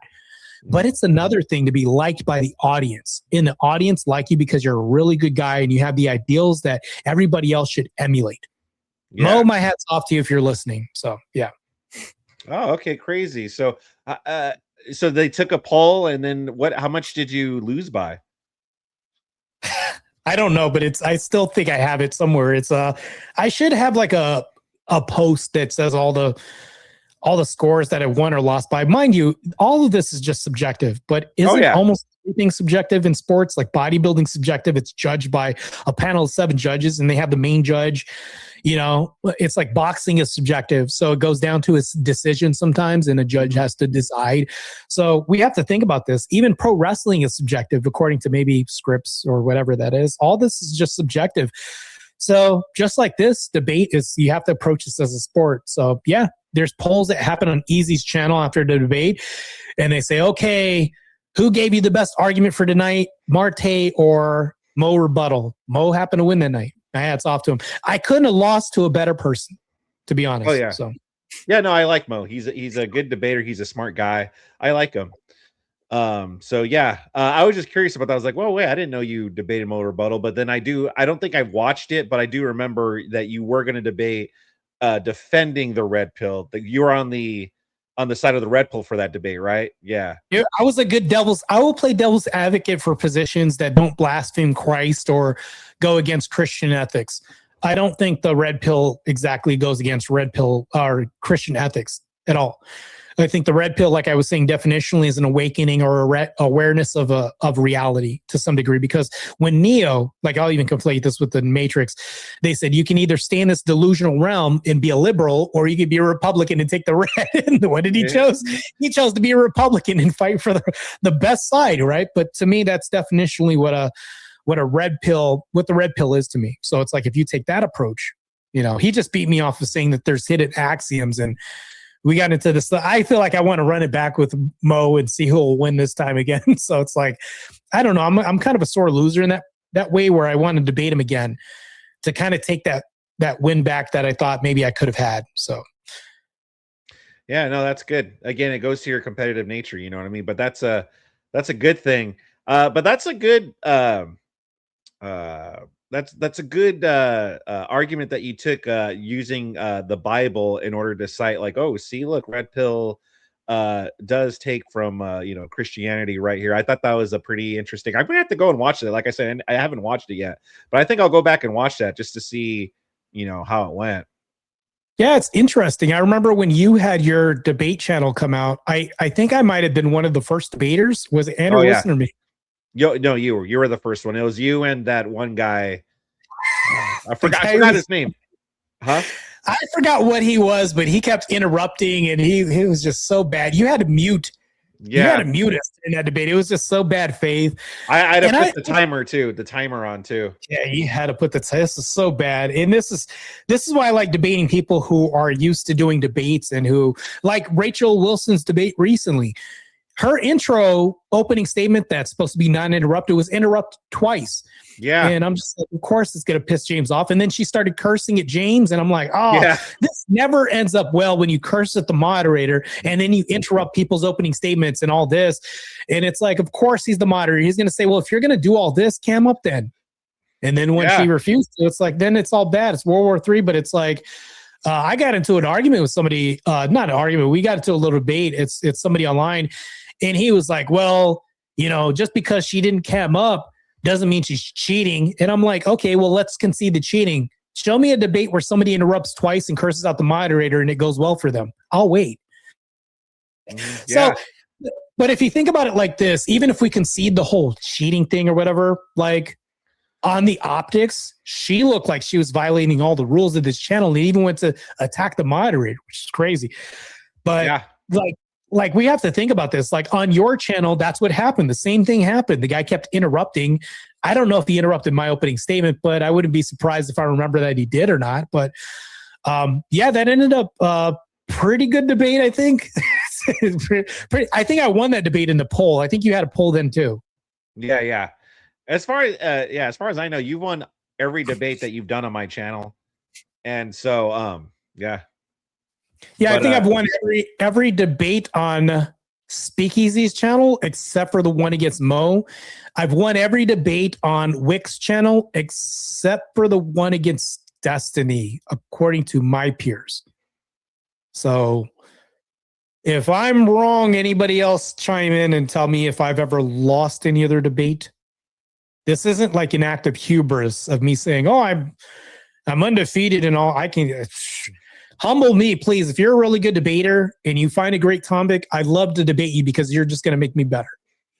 I think we should run towards adversity and run towards gunfire and bullets, proverbial bullets and stuff. I think that it's very important for men to do that. Men these days, they don't do that. They run from adversity. They run from discipline. They run from challenges. And they run to a couch and Cheetos in their mom's basement. I'm totally against that. Inactivity is one of the biggest diseases we have in America right now. And I'm actively fighting that right now, trying to be a walking example of that. And I believe everybody else should too. Yeah, I completely 100% agree. Do you have it? What are your next debates coming up? Do you have any? Right now, I'm working on this program, Woke Autopsy, right now. And I'm also working on TPNN, the Trash Pen and News Network. And we're rolling this out. I've got some DI correspondents coming. We have a correspondent that's also a fellow coon. She's going to be on. And we also have, of course, they're all animals. We have a snow bunny that's coming on board. You already know what kind of race that's going to be. So, yeah. We have all this, but it's like, not only do we have a great theme, but we accept everybody, man. We TPNN, we're going to give you the best coverage you've ever seen. But also we have debates happening all the time. Also, there was a debate for a no-show that I had last month against an Agent Smith that was supposed to show up. He was a no-show. It's the first time somebody's been a no-show to a debate with me.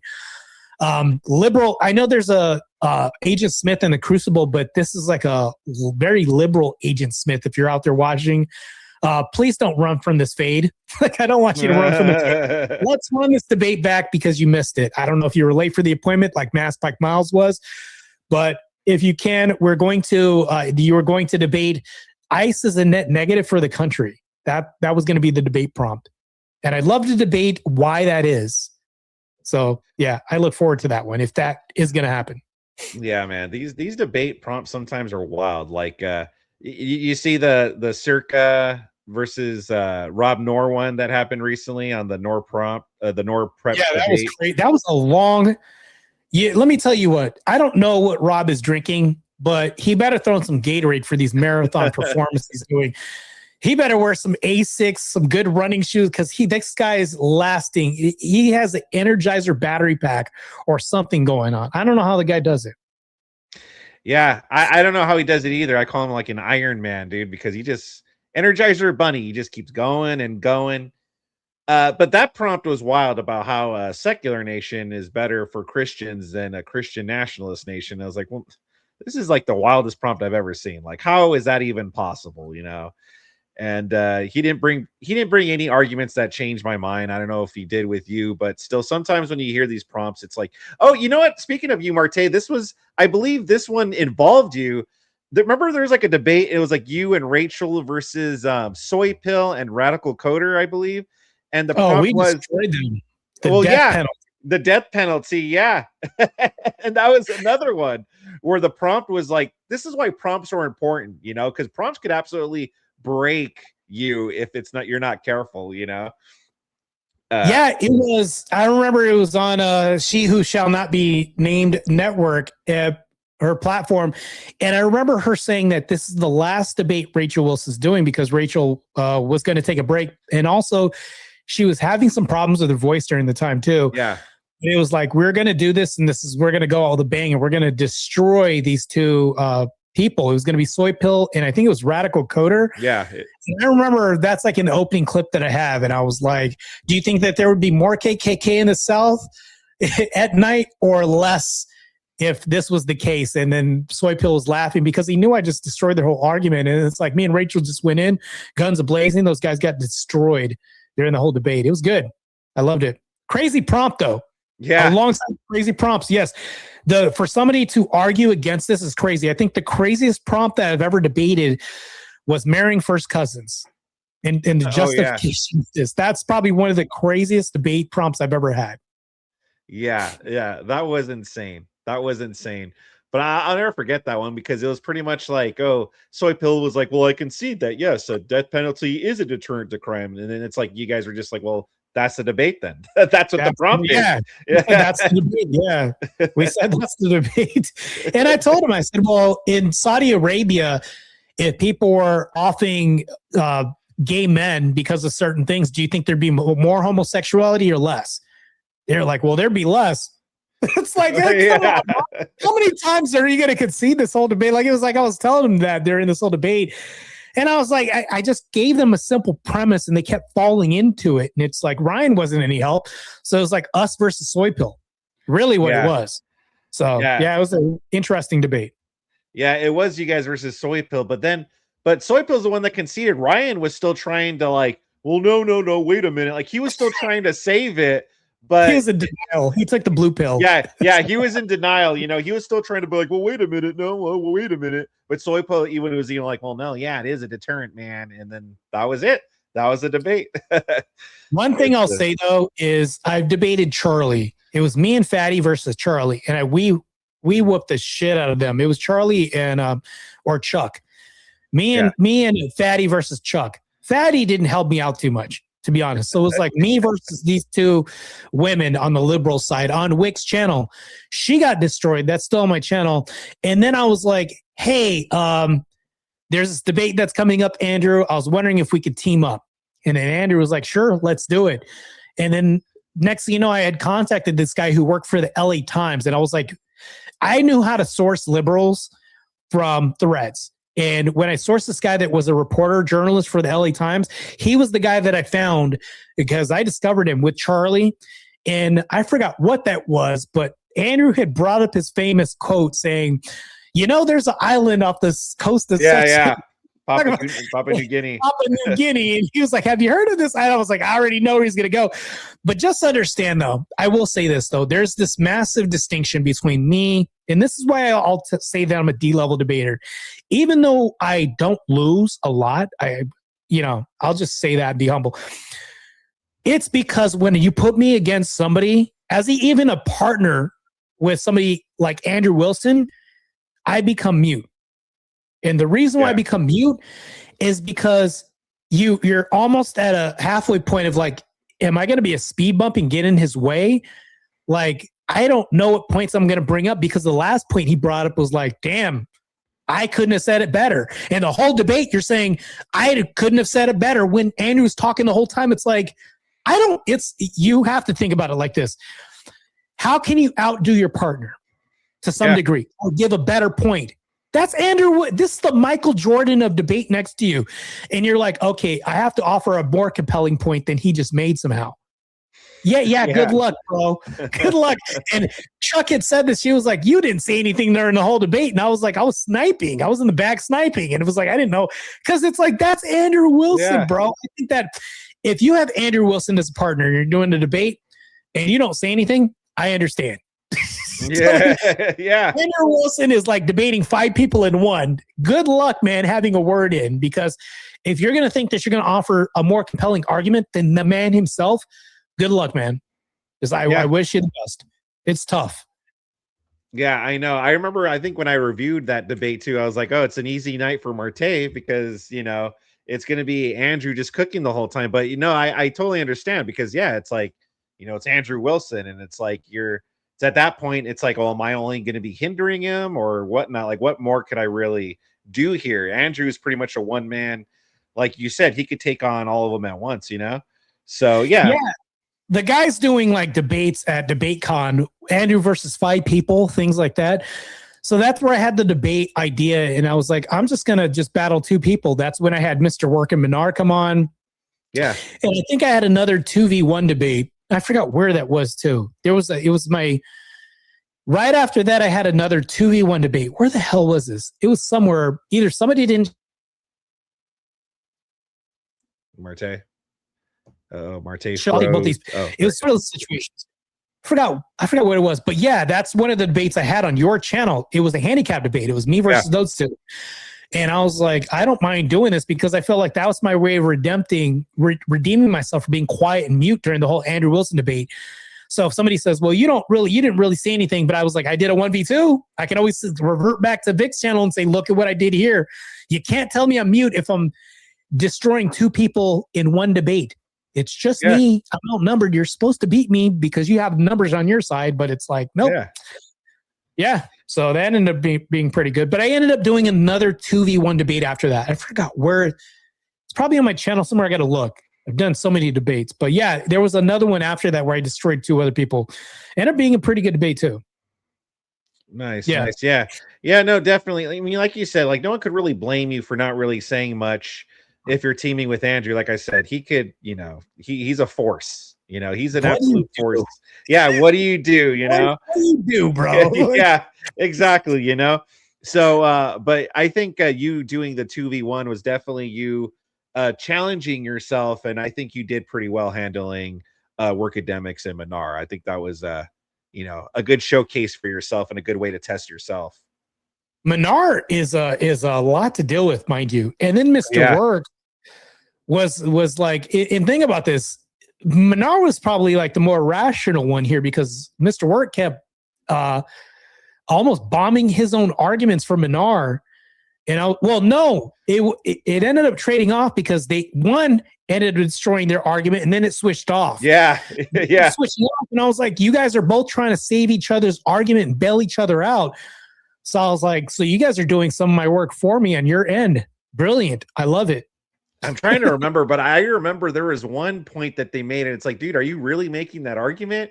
I forgot what it was, but it was like so absurd. And I was like, God, I don't remember what it was, but I was like, you even called her out. So you're like, so wait a minute. So you're saying this is what happened. And they're like, yeah. And it's like, and then I was like, are they going to have some infighting? Yes. I was like, are they going to have infighting? Because all that's going to do is make my position look even better. But that's the thing that I'm looking at right now. And you know what's a good idea, Vic, to be honest with you? I think that a good idea would have a panel and just say, I want to debate this, and anybody that comes up. First Amendment actually has a good idea. Hate to say this, you guys can hate me now, but I can explain why. The reason why I think First Amendment has a good idea, he says, come debate a liberal. Notice how general this is? Well, First Amendment, I don't think it really works well for him. But normally on any other normal person, this should work to further development as far as debate. Random people coming up and challenging your ideas. Because now your ideas are going to be stress tested against the masses, against panels, against nobodies and people like that. Now you're going to be able to formulate a better argument and fine tune it and refine it over a period of time. First Amendment, not really getting better. I don't understand that. Maybe he must be a sadist or a glutton for punishment. But yeah, I think that's a good idea. I think that maybe that's something I should roll out in the future too, is formulate something like come debate me. But it has to be when all these other detractors and people that want to sabotage are way behind me though. Not now, of course. Yeah, I was going to say that's the only thing. It's like, yeah, because I could see you doing that and being good at it. Is just, yeah, like you said, you got people that are looking to kind of sabotage you and attack you. So, you know, maybe when all that die, I think it's starting to die down, but when it dies down even further, I think that will be best for you to start doing that. But I think that's actually is a good idea to do that.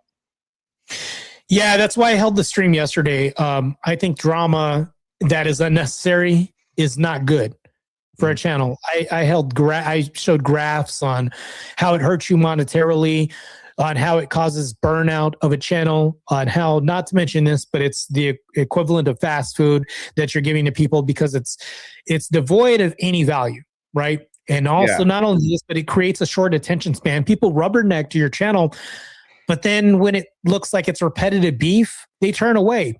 And then your own viewers will say, oh my gosh, such a toxic drama channel. You're going to have those people evacuate stage left from your channel, and they're not going to want to be associated with that when all you're noticing is this channel's associated with drama. Not to mention this, but you're farming from a source that's very conditional. Mm-hmm. You're talking about debating people, not ideas or anything that's a concept. These things get old very fast.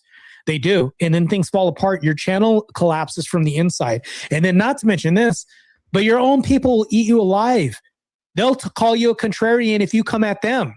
You see how you're held to the same standard because now your whole platform is just attacking people. So the reason why I did this is to also explain why I'm not attacking other people and why I'm not going to do this. Because once you do this, you let a green light and say, you know what? Come attack me now because I did this. So now they can place the blame on me for why they can attack me. But if I never attack them, I become a martyr. And I could say, well, I can now block you, you know, and I can have justification for moving forward. And they'll forget it because they're not getting their inherent response that they're trying to feed off of. If you don't give them a response, and if you don't acknowledge your existence, it becomes very vaporous. Yeah, no, I completely 100% agree, man. I wanted to, you know, because the show's called Woke Autopsy, I wanted to ask you, like, have you ever always been like right wing, or is it something you came to? Like, was there a turning point, or were you just did you always have these views? No, I didn't have these views all the time. I was a woke liberal, and actually I was a crystal collecting shaman, grandmaster, and right-hand Reiki yoga instructor in Sedona. Holy crap. Damn, so you were just completely on the other side, completely. I should have actually bought a Prius to complete the whole setup. I should have did. I know, right? Like I was leading a retreat, and I was making like a shit ton of money a month because tourists and people would fly in from Colorado, all over the world to go to this retreat. The person who I learned yoga from was the Tony Robbins of yoga up there, and that's where I was certified, and I learned all this stuff. And this is when I had kind of like renounced bodybuilding for a period of time and lost all this size. And then I woke up one day, I was doing this I think it was like a breathing, it was a breathing exercise with the whole group, because we bring our mats out on this glass, on this grass and everything. And I was like imagining, and I said, well, somehow we get these ideas as men in our imagination, our minds wander. Well, good thing it did this day because I left it all behind. I said 200 years ago, or maybe even 500 years ago, what if there was a warring tribe going over this hill with the grass, over the Sedona rocky red, hills, mountains, and all this other beautiful place. But there's a warring tribe going over this hill, and they wanted to attack us and then steal our women. Well, there's only like 3 guys there. There's me and 2 other guys. Well, the guys have the same physique as the women because, of course, they're naturally vegan and hopped up on shit tons of soy. And then there's like 37 women there. And I'm like, we're screwed if I'm the only defender. And then I looked at my physique and I was like, damn, I'm about to look like one of these geeks here. And I said, we would be decimated. And then I deeply thought about this and said, wait, hold on. We always talk about divine femininity here. How come masculinity never gets brought up? We're guys here. Where are we supposed to go?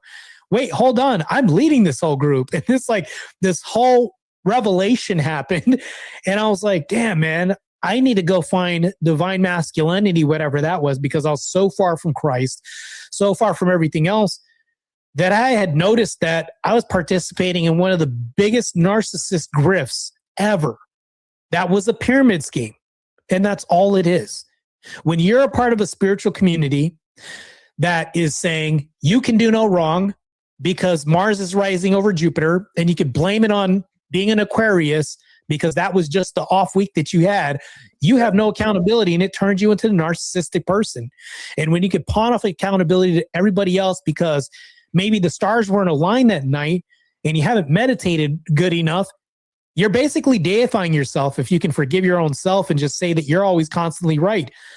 So all these women up there at that retreat were calling themselves goddesses. See where I'm going with this? You're basically deifying yourself, and you're turning into a narcissistic personality at the same time. I noticed what I was becoming, and I said, you know what? I got to leave. So what I did was I gave my Rolodex over to somebody, and they said, wait, you're going to leave? You're going to leave all this behind?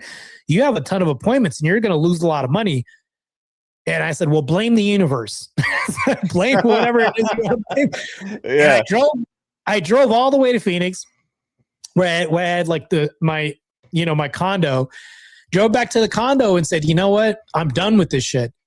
I said, I don't know what it is I don't know what it is to feel like being a man, because I didn't have a father growing up. I was surrounded by women. So what I did was I surrounded myself by more women and did breathing exercises and learned all these spiritual practices that really don't do bunk for me. So I went, signed up for a boxing gym, and got punched in the face. Pretty soon I learned that you have to defend yourself and you have to protect your breathing, not yoga breathing. But if you get out of breath, you get destroyed in a boxing ring. So pretty soon I started doing this, and that's when I started eyeballing Muslim or Islam. And that's around that time that I started looking at that. But that began that journey. And that's when, luckily Andrew Wilson's the person who introduced me to orthodoxy, and here I am now. Wow. Yeah. Fascinating. Yeah.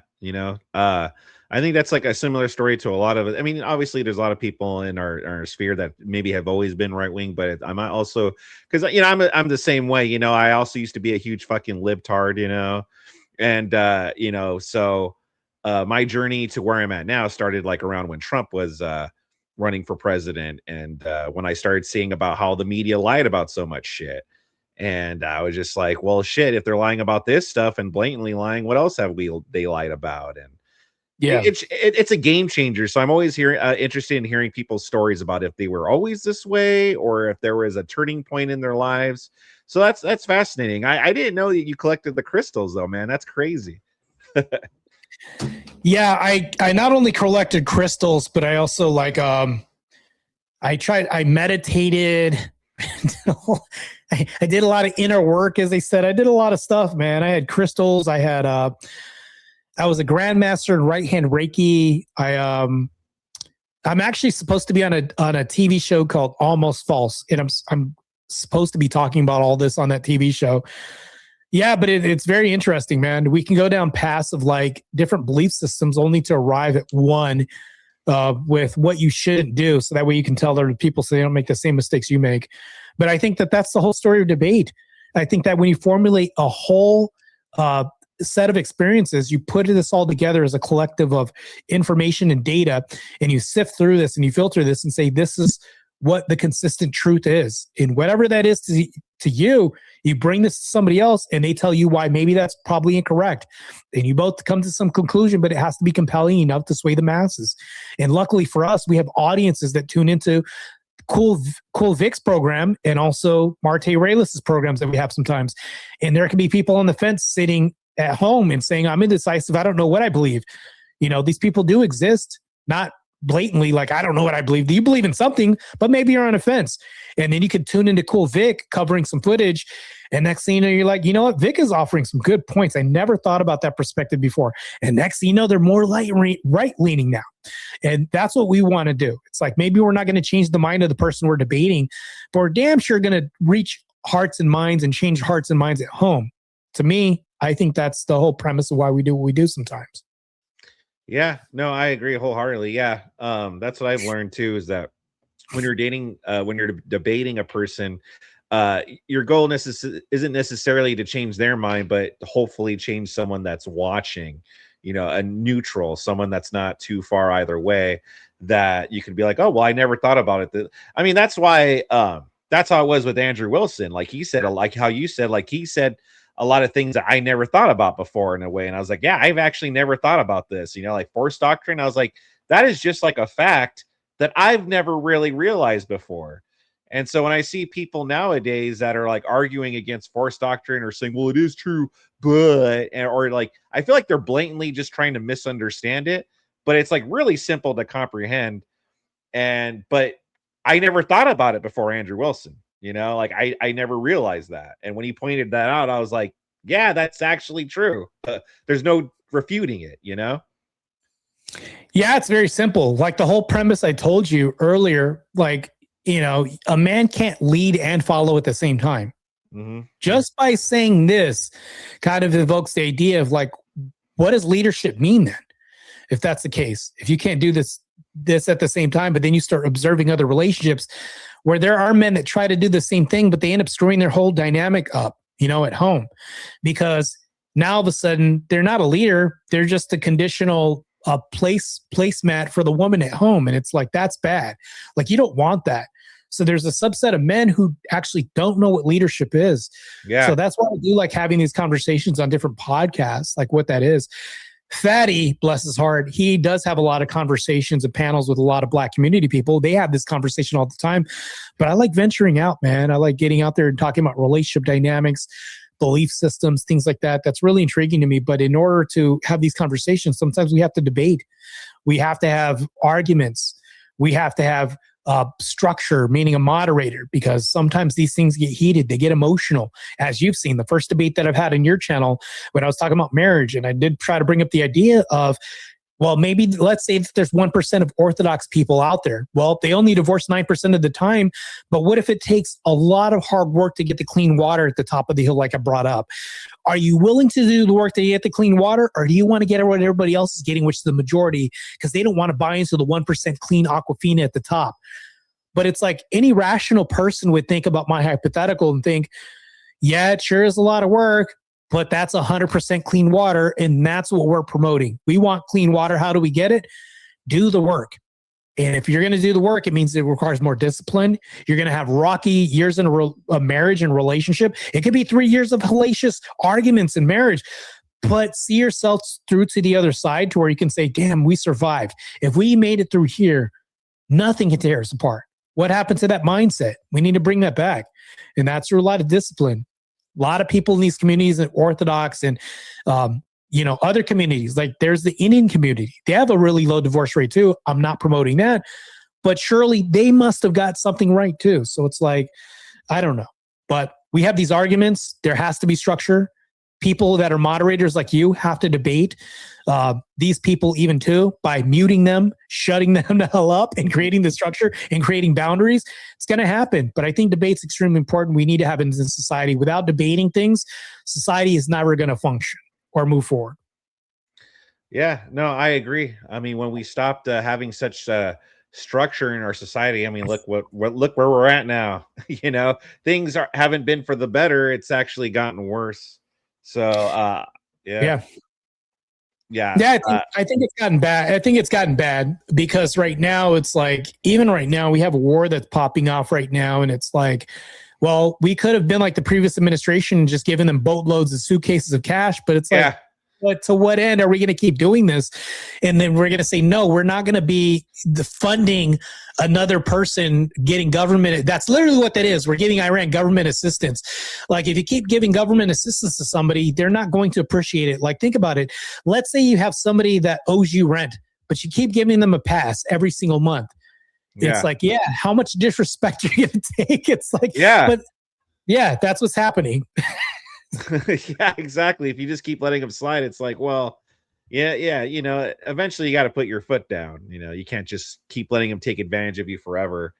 So yeah, I completely agree. You know, that's why I respect what you do, and that's why I want to try to up my game up. So, you know, because I also want to try my hand at doing this too, and so I know I'm not like there yet, and I'm like improving, and I know what I have to improve on.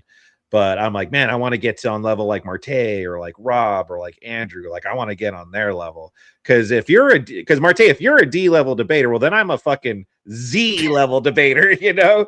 And it's like, well, I got to get up to at least D level. That's where I want to get to, at least right now. Well, you know where I got that from? I was in the Crucible Discord, and we have like debates that we do. So I looked at they have like a ranking system. I was a D level debater amongst them. So I'm like, damn, man, I must be like, that's where I get that from. So I'm like, I'm going to own this. You know, if I'm a D level debater, I'm going to own it, man. So, according to them, I'm a D level debater. The guy who's the spoon guy, who's on Twitter sometimes, I forgot his name, Aristocrat. Oh, yeah. Utensil ranks twice higher than I am. But I don't ever see him in debates somehow. But for some reason, he beats me out. And then Avarice is higher than me on that on the Crucible Debater Discord. He ranks higher than me. There's a bunch of other people who rank way higher than me. But I'm like, I'm D. Like, I'm down here somewhere. Like, and they're like up here. So it's like, damn, either I need to work a whole lot to get better, or I need to have more debates. So I was like, screw this. I'm just going to start doing more debates and try to get better that way. So, but I do want to ask you a question, because you've been asking a lot of questions. I'll throw one right back at you. All right. And this is just to get some introspection from you as a person that, for one, covers debates, because you've covered a lot of debates. You've covered the whole thing about the guy saying that Jim Crow laws are going to come back mysteriously. So that this weird premise and idea. You covered a lot of debates. You also cover a lot of news, who's who, some of the drama. You cover a lot. You're basically like the news channel right now yourself. So you might as well call yourself, like, what did you say? MSV1C? Yeah. You might as well do it already. But back to this question that I want to ask. This is just so I can gain some introspection, externally from you.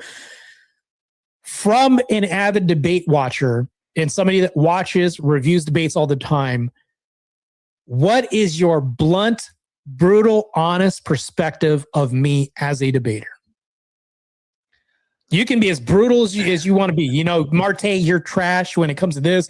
You're horrific when it comes to building analogies or world building and debates and examples and all that. Yeah, go ahead. Let me have it. Honestly, the only thing, like I said before, like, not that you were terrible before, like you weren't, but I felt like your goal was mostly to go in there and kind of just like Bill Goldberg them, you know, spear them, jackhammer them, and then walk away. And I feel like where you have grown is just like you slowed down a bit, and you have learned to kind of like be patient and listen and then respond, instead of trying to like dominate and like speak over and cut them off. Like, I think you've gotten better at that. And so I think you've only improved. I don't see you getting worse anywhere. I think another complaint I had before that I haven't seen lately is that there have been times where like someone will bring up something where you could have granted them that, and it wouldn't have hurted your argument, but you kind of argued that. And it's like, I was kind of sitting there like, okay, Martae, like, you could have just granted them that. It wouldn't have hurt your argument, but now you're kind of going into this argument over here where I don't think it's needed. And you haven't done that lately either. So I would say that you're actually improving greatly as a debater. I can't really think of any flaws that I see now. I think that there's nothing that I see now that I'm like, okay, Martae, you need to work on this, or you're trash on that, or something. You're coming a long way, and you're only improving. So that's what I got to say. So as far as the good, that was the bad, but the good, like, they're just decent, halfway decent. Yeah, good. You're well researched. You bring up good points. Yeah, like, you're well researched and you bring up good points. There's nothing really that I see where I'm like, okay, come on, Martae. Yeah, like, there's nothing really that I could think of. Okay, good. I'm always open for questions, comments, and criticisms when it comes to this. I do want to get better. So to answer, you had an original question, like, where do you see yourself going with this, with debate and all that? So when I say I don't know, I do know that I want to venture out from YouTube, meaning like the environments I want to end up on. Like, I don't want to just like, because I sent you the thing that I was going to be on Tim Pool, the whole thing. I think I sent you a screenshot of the whole thing. I don't want to get into all that stuff and docs and do all that. But that was going to happen. The whole Jubilee thing, I'm supposed to be on like 2 more episodes. I need to branch out because here's the thing though. People stay on YouTube and they never leave. They never leave. Now, granted, Jubilee's on YouTube, Tim Pool's on YouTube, Joe Rogan's on YouTube. What I mean by YouTube is like getting on bigger platforms. That's what I mean. Like, because Joe Rogan's on Sirius XM radio. Tim Pool maybe too. Jubilee is on other media, not just YouTube, but they also branch out as well too. So you have to think about this. We got to branch out from the community that we're in and not get trapped. Meaning, like, if you're doing a lot of infighting and just concerned with drama and all this, all you're going to do is be in a black hole and never leave, get commercialized, never get noticed outside of YouTube. Because let's face it, I can sit here and beef with somebody from the Panelverse one day, and then people could say, oh, they're really beefing and it's for real and they're really pissed off. That guy's going to go to work to his 9 to 5 on Monday. I'm going to go to my 9 to 5 the next day. And it's like, nobody else knew that this happened. All I did was hurt my brand, my channel. For what? To me, it has to be worth something. This is our time and our energy. You might as well take shots and try to aim higher. Get outside of YouTube, meaning like other bigger platforms like Jubilee, like I did, like go on Rollo Tomasi, like I did, go on other platforms and all. Mind you, I'm supposed to get on there again with a guy named Sterling Cooper. So I'm supposed to go on there again. And then there's other platforms I'm supposed to get on. So I'm working on getting away from just being in my own corner of the globe. I need to branch out and get everywhere else. Meaning like if Rollo Tomasi is going to have another thing, I'm texting him. Right? Because I could just send him a text and be like, bro, when can I be on, or whatever. And then this guy, I could just text him, hey, when can I be in your podcast or Jubilee? We have to branch out and you have to constantly keep working out. Think outside the box. Don't be afraid, because the worst thing that's going to happen is they could say, no, you can't be on my platform. Yeah. Exactly. The worst thing somebody's going to tell you, but why not take a shot and just do this? Like, I'm just saying, I want to implore everybody else, if you want to work at getting better, try to not be, boy. try to do boy status and break out, man. So I agree with that. Going back to what you asked about like the positive things from your debates, one thing I will say is that you're good at coming up with actually alternatives. So for instance, with the whole repealing the Civil Rights Act debate that you did, you actually brought up your own alternative on what to do instead. Same thing with the First Amendment debate when he was talking about the reparations. He's like, well, how do you propose the reparations? And then you brought up your solutions, which he was like, well, that's not reparations. But it's like, well, it is reparations, actually. But then, yeah, but that's what I mean. You were well-researched in that you knew that was form of reparations. But you also thought of solutions, which people could easily fall into that trap of like, saying, well, this is bad, or we shouldn't do this, or this should happen. And then they easily get asked, well, what would you do instead? And then it's like, oh, I don't know. But like you did that pretty well, I would say. Like you actually brought up alternatives and solutions. So that's good. Yeah, we have to do that. Andrew Wilson has said this, and he's brilliantly explained this time and time again. He'll say things like, you have to beat people twice in debates. You have to beat them twice in an argument. One thing that you have to do is destroy their worldview. That happens. Right? But then the next part of this is you have to fill that gap in, that void, because you just created a void. That's the second part of this, is being able to argue why this thing is more optimal, this replacement value, of equal or greater value than the last thing that we just destroyed that's nonsensical, doesn't make any sense. So that's the replacement that we're doing. So in order for me to say why civil rights should be gone, we should eliminate this. In matter of fact, you can map this on to everything else in life. If I come home to a wife and all I do is bitch and moan and complain about a job, but I don't have a solution, all I'm going to do is breeding ground for resentment. And she's going to say, well, this isn't a leader. All he does is bitch and complain about work. He doesn't get anything solved. You have to approach debate the same way. And you have to say, okay, if I want to repeal civil rights and why I think that this is weaponized against the very same people that it seeks to oppress, it has to be replaced by something. We can't just leave a void, because somebody else is going to come in and fill it with something maybe even worse. So now that I have this, the Unity Through Merit Act it's like, if we're going to have the Unity Through Merit Act, this is going to be more optimal because now we're looking at numbers. Even during the debate, the person brought up, he was like, well, what about our apartheid and all this other stuff? Yeah. Well, weren't there deaths? Yeah. And I said, well, if you're looking at deaths, we now have a number that we can look at. And if we're looking at numbers, wouldn't this metric be more in alignment with what I'm saying? Because now we're looking at numbers instead of feelings. We're looking at 937 dead bodies of Christians that were dead. Now we could say, because of the stats that show up, we now have a rational explanation on why to replace this regime or this system and why this system is now defunct. Just like my Unity Through Merit Act, we're now looking at numbers, infractions, and data instead of feelings and preferences. So that's all leaning in my favor for that. So it's like, that's the argument that I wanted to bring up, which I did. And it's like, during debate, you bring it up. You said, well, you at least had something to replace this with. I think that people need to think this through. The best way that I came up with this, Vic, was actually to think about arguing from his position. Well, you don't have anything anyways. Well, shit, what do I say to myself? Because I don't have anything.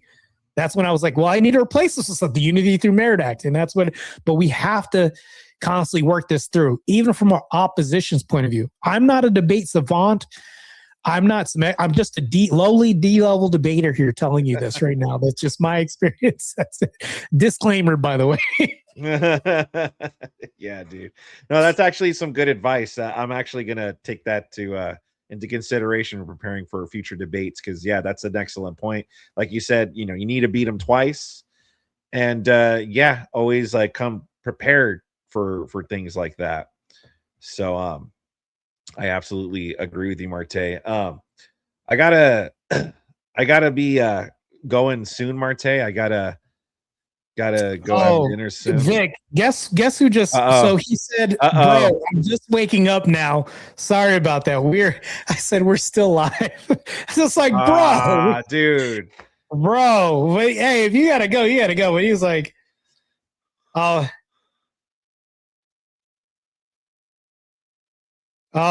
message you, man. I'm just gonna try to reschedule. Okay. Yeah, I was just like, oh, dude, I gotta get going soon. Yeah, I said we're still live. If you want, we can reschedule. But I'll message you, man. We'll figure it out. He said, "Bro, I woke up, bro. The BP time, we got to fix that as a race, man. The Trash Panda News Network is going to work on this disease of colored people time. We're gonna fix this, man. We got to fix this growing epidemic, man. It's going to be solved pretty soon." Yeah, hell yeah, brother. Got to get fixed. Got to get to work on that. But all right, all right, Martae. Are you going to be streaming for a little bit longer? Because if you are, I could rate everybody to you. Yeah. I'll stream for about a little bit longer, probably like 30 more minutes. Yeah, 30. So. All right. Hell yeah, brother. Sounds good. Well, I'm going to end everything from my end. Let me know what goes on with Miles and what he says about rescheduling, But this was a great interview, Martae. I think this was a good insight into your background and everything. So at least we got something out of this episode, I say. I don't know what you thought about it. Yeah, I thought it was a good conversation, man. It could be like a lead up, a teaser trailer for Miles when we have him on the episode next time. But we'll figure it out.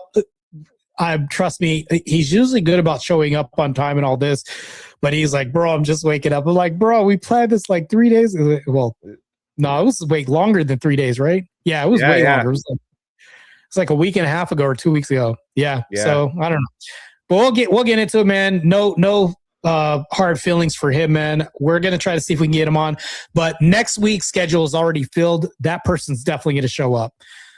He has a track record of showing up 100% of the time for sure. So we'll get him on. But if you guys are tuning in, you want to show up, you don't want to miss this next week's episode of Woke Autopsy.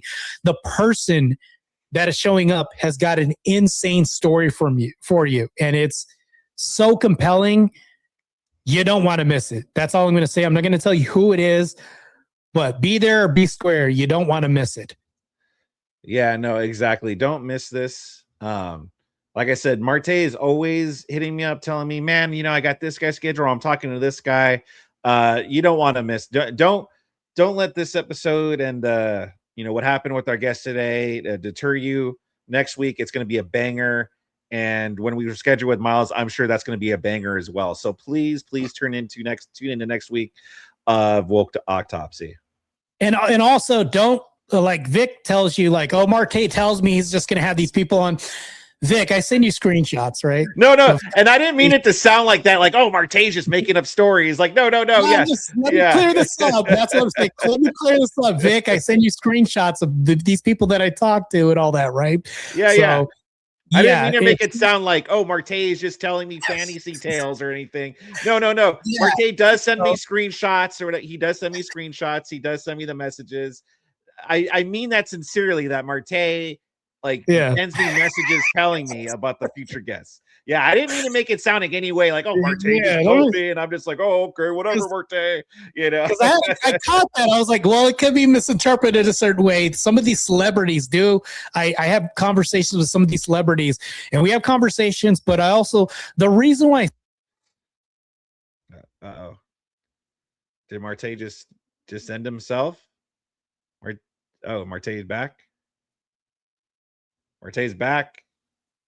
You're quiet. I can't hear you. You're mute. You're mute, Martae. Okay, hold on 1 second real quick. Can you hear me now? Yeah, I can hear you. Mm-hmm. Okay. Yeah.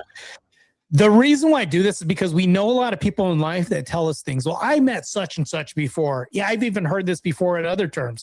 Like, when I was your age, I used to be just as buff as you were. Yeah, sure, Pops. Like, we hear these things all the time, but no.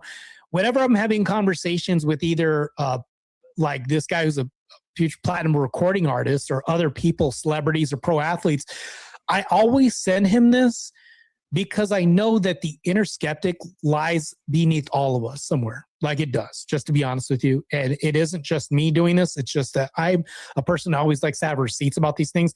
But like I said, tune in next week for your co-host, KEWL Vic and Martae Ruelas.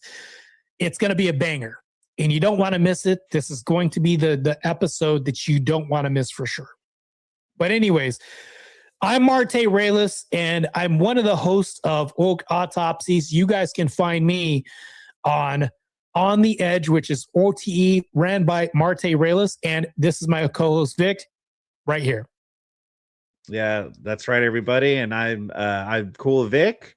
You can find me on my YouTube channel at KEWL Vic, KEWL V1C. And if you look that up in any other platforms, you'll find me there too. So yeah, this has been a great episode. Yeah, not too bad, man. Yeah, we'll talk and we'll get everything together, man. I look forward to having next week's episode. It's going to be a good episode. But like I said, be there, be square. But yeah, signing off. Well, I mean, I'll still be here, but Vic will be signing off. Yeah, I'm going to rate everybody to do Martae. So everyone go to Martae's channel. Make sure you like that like button, or else you're gay. And also send some donos as well. Hey, ladies and gentlemen, did you enjoy that video? I hope you did. If you did, make sure you like and subscribe, or else you're gay. I'm sorry, I don't make the rules. I'm just trying to save you from sin. Also, make sure you catch the KEWL stream live Mondays through Fridays right here on my YouTube channel. And make sure you follow me at any of these links down below for everything KEWL Vic.